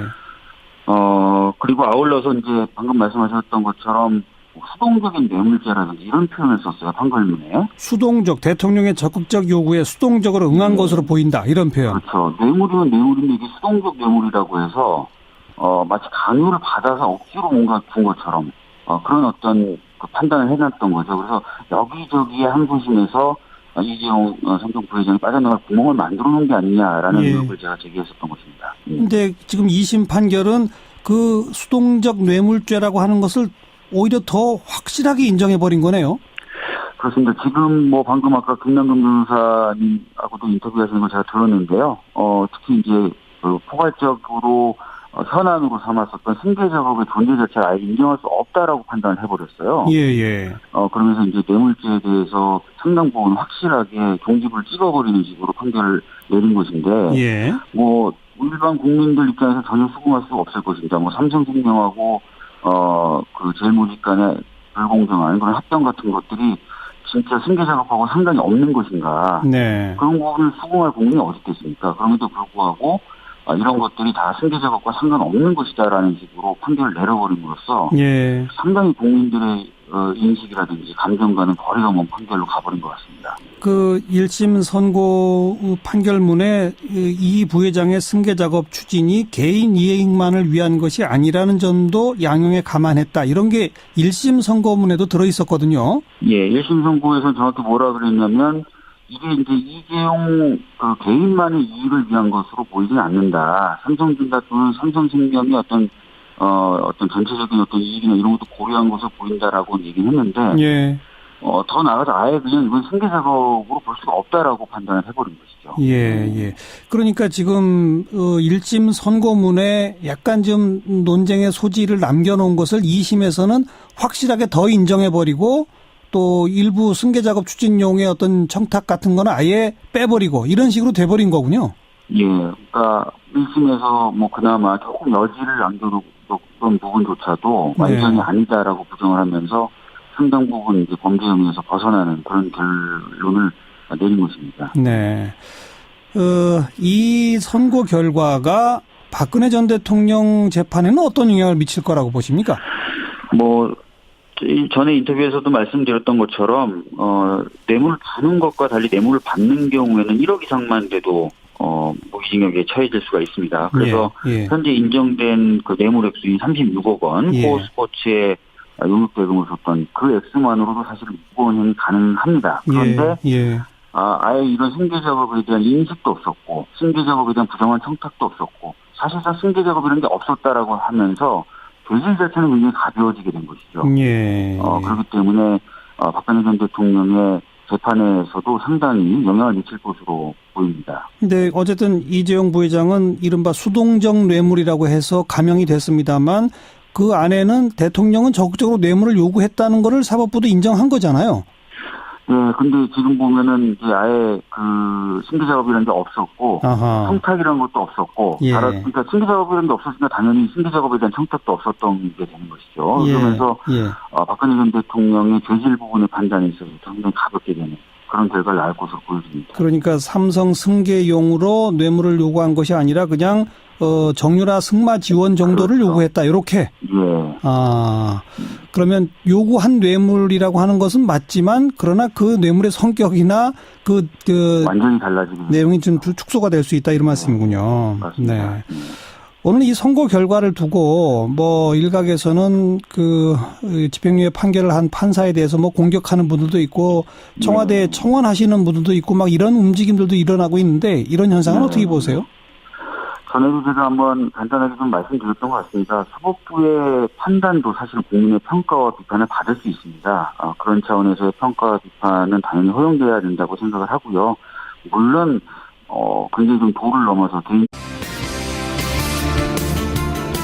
여러분 안녕하십니까? 정관용입니다. 삼성전자의 이재용 부회장 오늘 항소심 선고 공판이 있었습니다. 징역 2년 반에 4년 집행유예 그래서 석방됐습니다. 지난해 2월 17일 구속된 이후 353일 만이었는데요. 이 판결의 의미 그리고 전망, 이 시민단체 또 정치권 연결해서 평가해 보겠습니다. 참여연대 김남근 변호사, 더불어민주당의 박주민 의원 차례로 이야기 들어보겠고요. 7시 5분 시작되는 2부 매주 월요일 꾸며드리는 이슈 토크 준비했습니다. 오늘은 최근에 여야 양쪽에서 다 문제가 제기되고 있는 가짜뉴스 논란에 대해서 토론해 봅니다. 최민희 전 의원, 시사평론가 장혜찬 씨와 함께하겠고요. 평창 동계올림픽 벌써 나흘 앞으로 다가왔네요. 이 흥미로운 관전 포인트들 중앙일보 송지훈 기자와 함께 정리해 드리겠습니다. 잠깐 광고 듣고 시작하죠. 여러분들께 좋은 모습 못 보여드린 점 다시 한번 대단히 죄송하게 생각하고 있습니다. 1년 동안 저를 돌아볼 수 있는 정말 소중한 시간이 되었습니다. 앞으로 더 세심하게 살피고 열심히 하겠습니다. 네, 방금 들으신 목소리 이재용 삼성전자 부회장입니다. 오늘 항소심 선고 공판이 있었고 징역 2년 6개월에 집행유예 4년 선고받고 353일 만에 석방됐습니다. 지난 1심에서는 징역 5년을 선고받았었는데 대폭 감형이 된 것이죠. 자, 먼저 시민단체 의견 듣겠습니다. 참여연대 김남근 변호사 안녕하세요. 예, 안녕하십니까. 오늘 판결에 대해서 총평 한마디 해주신다면요? 예, 1심은 정치 권력과 자본 권력의 부도덕한 유착이 이 사건의 성격이라고 봤는데요. 2심의 경우에 있어서는 이제 정치 권력의 강요에 못 이겨가지고 수동적으로 뇌물을 제공한 사건이 이 사건이다라고 해서 사건의 성격을 좀 굉장히 다르게 본 것 같습니다. 하지만 저희가 보기에 있어서는 SK그룹 같은 경우에 있어서는 그런 강요에 대해서 거부도 했었고 다른 기업들은 소극적이었는데 삼성은 최순실을 직접 만나가지고 승마 지원들을 하고 그것을 이제 은폐하기 위해서 허위의 용역계약서까지 만들었던 것을 보면 전형적인 정경유착 사건으로 봐야지 2심의 판단처럼 강요에 못 이겨서 뇌물을 제공한 사건으로 보는 것은 좀 사실을 잘못 파악한 것이 아닌가 생각이 듭니다. 네. 특검이 이재용 부회장에게 적용한 게 이제 뇌물죄, 재산 국외 도피, 범죄 수익 은닉 규제 처벌, 국회의정죄 이렇게 쭉 여러 가지지 않습니까? 그 가운데 먼저 뇌물죄 부분은 특검이 처음에 기소한 건 400 몇십억이었는데 1심에서도 다 인정된 건 아니었잖아요. 1심에서는 뭐가 인정되는데 이번에는 뭐만 인정된 겁니까? 1심에서는 이제 승마 지원 부분에 대해서는 유죄를 인정을 하고, 그 다음에 재단 지원 부분에 대해서는, 영재 스포츠 센터에 대해서는 유죄를 인정하고, 미르 K 스포츠 재단에 대해서는 이제 인정을 하지 않았는데요. 예. 지금 2심에서는 그 삼성의 경영권 승계에 대한 현황 자체가 존재하지 않았다. 예. 그래서 그거에 대한 이제 경영권 승계에 대한 어떤 지원을 해주겠다는 묵시적 청탁이 있었다라는 것 자체를 인정을 하지 않아서 예. 영재 스포츠센터하고 미르 K 스포츠 재단 지원에 대해서는 다 무죄를 선고를 했고요. 아하. 승마 지원에 대해서는 그 말과 차량에 대한 이제 소유권을 넘겨받은 거에 대해서도 유죄를 인정을 했는데 예. 그 부분에 대해서는 소유권을 넘겨받은 게 아니라 배타적인 사용권을 넘겨받은 것이다. 예. 그 사용권은 재산적으로 가치를 평가할 수가 없다. 예. 그렇게 해가지고 이제 그 일부러 유죄를 인정을 했지만은 그 소유권을 넘겨받았다 그래서 액수로 뭐 72억 이렇게 인정을 하지 않고 36억에다가 사용권이 뇌물죄다 이렇게 인정을 한 겁니다. 그러니까 1심에서는 영재 스포츠 재단하고 승마 관련을 다 유죄로 했는데 2심은 영재 스포츠 빼고 승마에서도 소유권 빼고 이렇게 된 거군요. 예, 그렇습니다. 그렇게 구분이 가능한 겁니까? 김남국 변호사 보시기에? 그래서 뭐, 특히 이제 경영권 승계에 대해서는 이재용 부회장이 삼성 그 에버랜드 시절부터 헐값으로 주식을 넘겨받아가지고, 그걸 시드머니로 해가지고 이제 수십조의 경영권 승계 플래그를 이어져 왔고, 삼성의 주력 기업인 삼성물산의 경영권을 장악하기 위해서 그 에버랜드가 이름을 바꾼 제일모직하고 삼성물산의 합병들을 추진했다라는 것들은 상당히 많이 알려져 있는 사실인데. 그렇죠. 그런 사실 자체들을 이제 경영권 승계 사실 자체를 인정하기가 어렵다라고 해서. 예. 이건 좀 일반적인 좀 상식이나 이미 알려진 사실하고 너무 배치되는 것이 아닌가 생각이 듭니다. 네. 그러다 보니까 재산 국외 도피도 완전 다 무죄가 됐죠? 재산 국외 도피의 경우에 있어도 36억을 그 최순실이 만든 페이퍼 컴퍼니인 코어 스포츠라는 이제 독일에 있는 회사에 보내는데